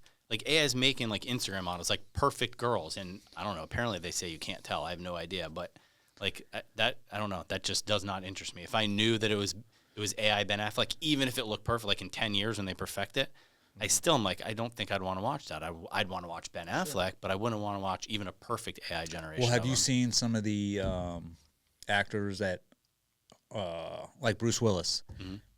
They've signed their rights to AI, so they voice. Bruce Willis can still star in movies after he's dead. Yeah, and it's and I get why they do it. That was they're like my family taking his hand and signing his name. Well, yeah, and I get why he did it. He's probably dude, fuck it. He's about to die. I'm gonna have my family be paid for my movies. I'll still be supporting and providing for them. Right. But at the same time, I'm like, that's not. It's not real. I could never, knowing that Bruce Willis is dead, and oh my gosh, he's starring in a new. It's no, dude. This is way Tupac. Keep putting out new music. Yeah. Except that isn't AI generated, so that actually is more of interest to people because they think he actually did it before he died. But you're right. If it was AI Tupac, I don't think anybody's gonna really care. Yeah. So I think it's the same way with books. At least I hope so. I hope that AI can't generate a book. Different industries, different ways. Yeah. Movies and stuff like that. Seeing, especially, it's not even there yet. Somewhat. I mean, you can tell. Yeah. On some of that, but yeah, I agree. You want to have something that it brings more value. I was at a conference, business conference, and there's probably 500 people at this conference, and one of these motivational speakers had these 2 huge boards with just numbers on them. And I remember you had a little, like, 3x3, and you had a paintbrush, and you looked at it, and it had a little instruction that said, like, paint this part brown and this part blue. And you're like, okay. And then it's like, look on the back, and there's a number. Go put it up on that board. Well, 500 people do a little painting, and they go put it up on the board, and the whole board ends up being Muhammad Ali when he knocked out Joe Frazier. You know, that famous, Yeah. you know. Yeah. And then immediately, I never like art, but, like, I'm looking at that, and I'm going, I want that painting, because 500 people. Because you helped make it. Just participated in this thing. Yeah. You know, that allowed us, you know, I was like, man, I would pay money for that piece of art. That's what it is. It has a story behind it. It has it's the creation. It's actually creating something. Correct. Yeah. Correct. I just don't, I'm curious By other how humans. that'll look. Right, exactly. Yeah. By humans. I mean, it may come to a place where, you know, with books, maybe they'll have to legally say this was AI generated book and this is an actual, you know, authored book. I don't know. Yeah, I know we have it in our documentation we send authors. Like, we will not publish anything that's AI generated. Yeah. I mean, but I think could that's a stuff good thing. slip through the cracks? I have no idea. Like, Sure. I hope we never publish anything that's AI generated. I mean, but even with so, words, it's hard to tell. It is. But even no matter what, let's just say that somebody came to us with a manuscript and they did write it with AI. It still goes through an editing process. No matter, like, we don't just take somebody's manuscript and go, okay, thank you for the manuscript. Put a cover on now it. put a cover on it, and we're now we have a book. So it goes through a whole editing process anyway. But the scary part is, like, it depends on how clean that manuscript is. If it's a really good manuscript, maybe we're just doing a proofread. So if AI does a really good job, I mean, maybe that will be an alert to us that it's AI generated if there are no mistakes. We don't need to do much editing. I don't know. Yeah, I just feel like, because I don't, you know, people use AI now for all sorts of stuff, right? And, like, even with me, like, posting on social media, right? That is always a chore for me to do, right? Because I can't. But then, you know, Andrew's like, you know, just use AI to, like, but I can't, because I'm like, well, that's not my words. Like, I want it to be from me every time I post, even though it takes me like 20 minutes to, like, what am I going to, you know, say? But at least I know that that came from me and not from some computer that's like, here's what you're thinking. And it's like, no, dude, you don't know what I'm thinking. Right. People can tell. Yeah. They can try to make your voice. Like, what's scary now is that you can say, write a 30,000 word manuscript on, you know, a guy who goes into the woods and lives in solitude for 10 years and makes friends with a bear, and, you know, on and on and on. And then it gives you the manuscript. Then you go, make it more like Hemingway's style. And so now it's going with, you know, the way that, you know, Old Man and the Sea was written. And like, that's like, again, to me, it's just scary there's so many great things that it can do, obviously, but for me, that's the scary part. Is that, I mean, there's going to be pros and cons. Yeah. It's going to be some hybrid way of working with it where it changes how, I mean, a hybrid way of how they work, how publishers or writers work with it. Yeah. What I do kind of like about it is, like, you can begin to know your style, you know, and it at least right now, like the editing of it and going, you came up with the concept and told it what to write. Yeah. You know, but still, you didn't write it. I didn't write it. Yeah.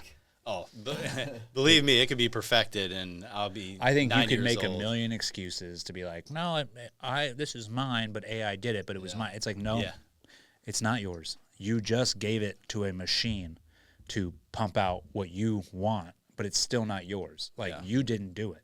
You did not put your fingers down and type that out, and you did not put pen to paper and do that. So therefore, you cannot claim that that is yours. You cheated, and you went through an AI system because you're lazy and because you didn't want to do the work, and you wanted the AI to do it for you. And that's the way I look at it. I'm like, it's not authentic one bit. Yeah. And even though the AI has, like, all, you know, everything that's input to it, and it can pump out everything that's articulate and smart, but maybe a lot smarter than you would be able to put out. And that's a problem. But at the end of the day, that's not yours. Right. I don't want it to be smarter AI's. than me. Yeah. I don't want it to write better than I can.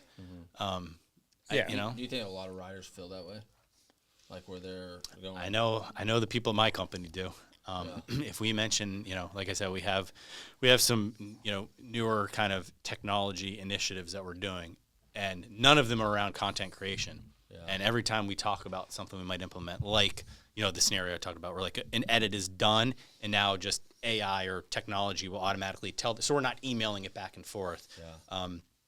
Everybody's very making sure that, hey, we're not creating content here because that's just a process one. That's not. Yeah, exactly. No, nothing will create content because it is like a deep down, like we're book people, we're writers, and so that's not just coming after our livelihood. It's like coming after like what you do best, like who you are, what you do best. So I don't know.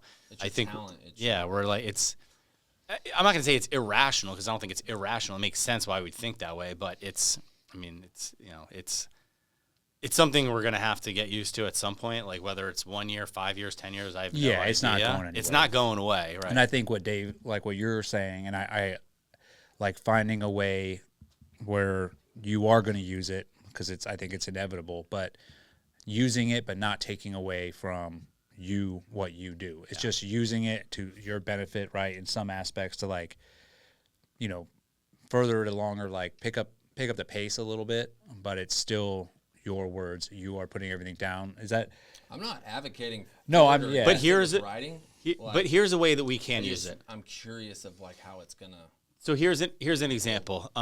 Let's say that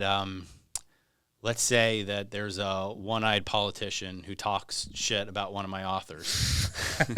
Hypothetically. Yeah. So let's say that then we want to go after the fact. We want to go, okay, let's find every journalist who covered this story. So we can ask AI, hey, go give us a list of every journalist that covered this story, and now we can go send them a press release or a pitch saying, hey, you covered this guy saying this about our author. Here's a rebuttal. Would you like to talk, if our author wanted to talk to them, would you like to hear the other side of this story to help us get more press? So, I mean, that's not creating content for us. It's cutting down on our legwork, I guess you would say.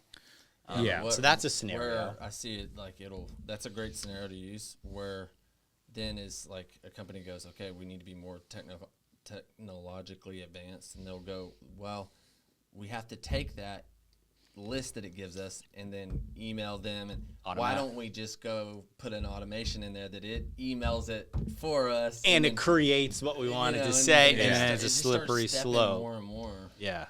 So I think we're at the point now where I, as the CEO of the company, would feel comfortable saying, okay, we can create media lists using AI. Sure. But I don't think at this point I'm comfortable saying, let AI create that pitch for us. Well, you may never be and I think then as it advances and more and like everyone's just using, and you guys can pivot and go, you know what, that's our differentiator. Yeah. That hey, our stuff is 100% authentic.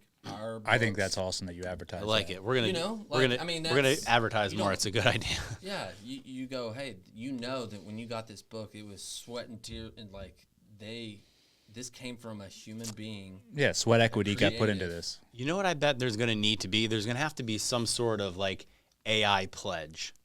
And you almost need to be audited. I bet that's where we're going to go, especially when you're talking about content, a movie.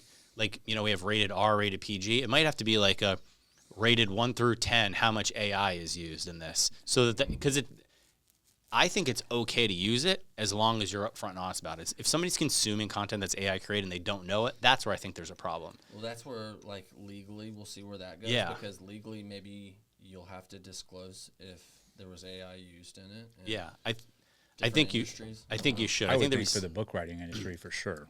I would think, but I don't think, because it's still like that scenario, the old guy that goes in the woods and lives in solitude. Yeah. If AI wrote that, I don't see it taking anyone else's intellectual property. I don't know where it's pulling that information from to write that story, but it's certainly not plagiarizing anybody. It's not taking anyone else's IP.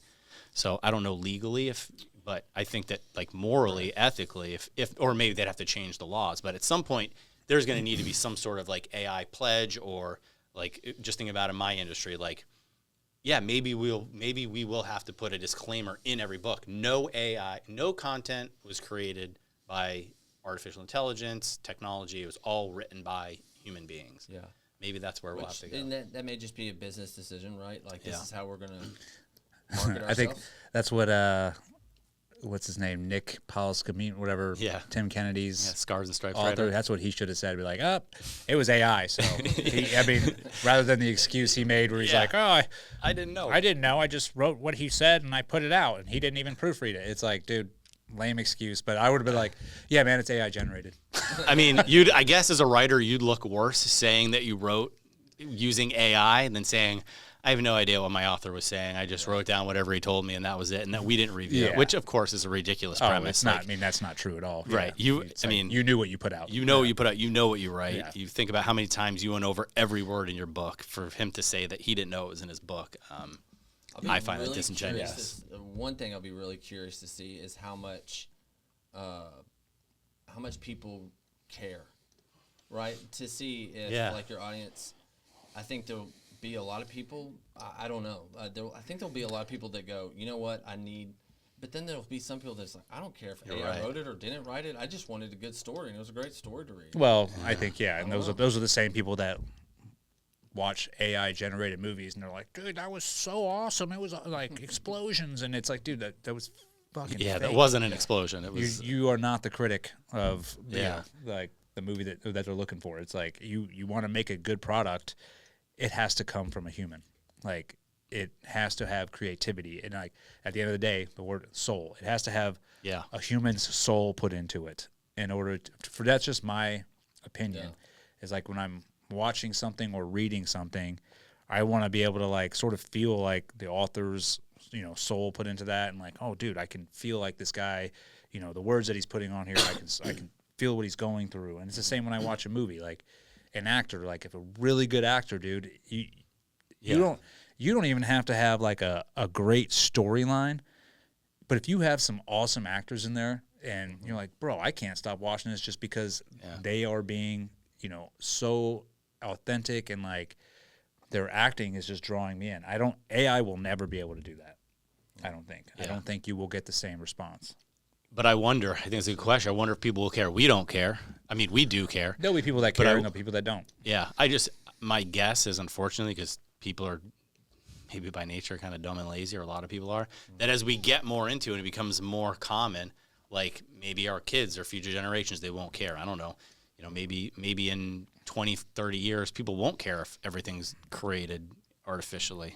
The difference between words on a page, in a book versus like seeing humans and interacting and like acting, I see that difference more like a bigger spread difference between those. Yeah. And I'm not. Do you care? Would you read a book that was AI generated? I wouldn't care as much, but if it's a great story, if I know I'm reading fiction, that's what I was going to say. I think certain difference. Like a memoir. I think if you're reading a memoir and it's AI generated, I mean, then it really has no soul. Yes. Yeah. But if it's a textbook, like I guess it was Eddie's book, and Eddie was like, I'm not gonna spend a year like working through all this hard stuff and put my hoodie on. And could you imagine? You could have skipped all that. Yeah, I know. You could have skipped all that. Just talk to ChatGPT. I wouldn't want to read that. No, I want to read that, and I wouldn't want to sell it. Yeah. It's like, because it's inauthentic. Now, a movie watching AI generated actors that are I want to see real actors because you're getting real. Because I'm watching it, it's the human. Yeah. But you're watching it. Reading it, I don't know if I'd necessarily be able to tell. Well, because I'm not a writer. Like, I'm not. And the thing is, with acting or movie, you're creating something completely new that's never been seen before. With a book, with writing, there are a set amount of words in the English language, and we just rearrange them to say different things and mean different things and elicit different emotions. I like that. So AI can rearrange. AI has access to the exact same words that I have access to, and so it just rearranges them a different way than I rearrange them. So that's why it's. I don't know if that makes it better or worse, but that to me is the difference between a book AI generated and like a movie AI generated, because it's creating something that's never been seen before. And these words in this order has never been seen before. but they're still the same words. Yeah. That's a really interesting. I like that. I want to almost quote that. There's so many words just rearranged in different ways. Yeah. So I get asked all the time, like I push people your way. Thank you. A lot of the times when we work with a ton of vets and a lot of team guys. So thank you. Just since you're on this platform and if somebody out there is like, hey, I'm thinking about writing a book, why would they come to you? They'd come to us for a few reasons, a bunch of reasons. Control, I think, being first and foremost for our authors. That's huge. But then you drill down a little farther and you talk about like customer service and actually caring about the project, caring about the book. The big traditional houses, I'm not going to talk for every person that works at Penguin Random House. They've been around for 250 years. I'm sure there's wonderful book people that work there. But it's a bureaucracy. It's you're sitting before editorial boards. They're only concerned with the bottom line. How many books are we going to sell? And what we're doing. Maybe we're using AI to say what colors on the cover are going to sell the most. Do we need to put a trident on the cover? Those type of things. They're only concerned with that. And for some authors, that's fine. That's all they care about is how many books they sell. Most of our authors care about something else. You didn't write your book to sell books. You wrote your book to set the record straight for the first time, to tell people what really happened, the full story. And it was great you sold a lot of books too. But it could be someone that that's their reason. They need to set a record straight, or it could be for their business. It could be to find their next job, to establish themselves as a subject matter expert, to do more speaking engagements. Who knows? We hear all the time in this first question that we ask new authors: what's your why? What are your goals for this book? Because if we can't help everybody, there are some people whose goals just aren't in alignment with ours, and more importantly, they're not in alignment with things that we can do.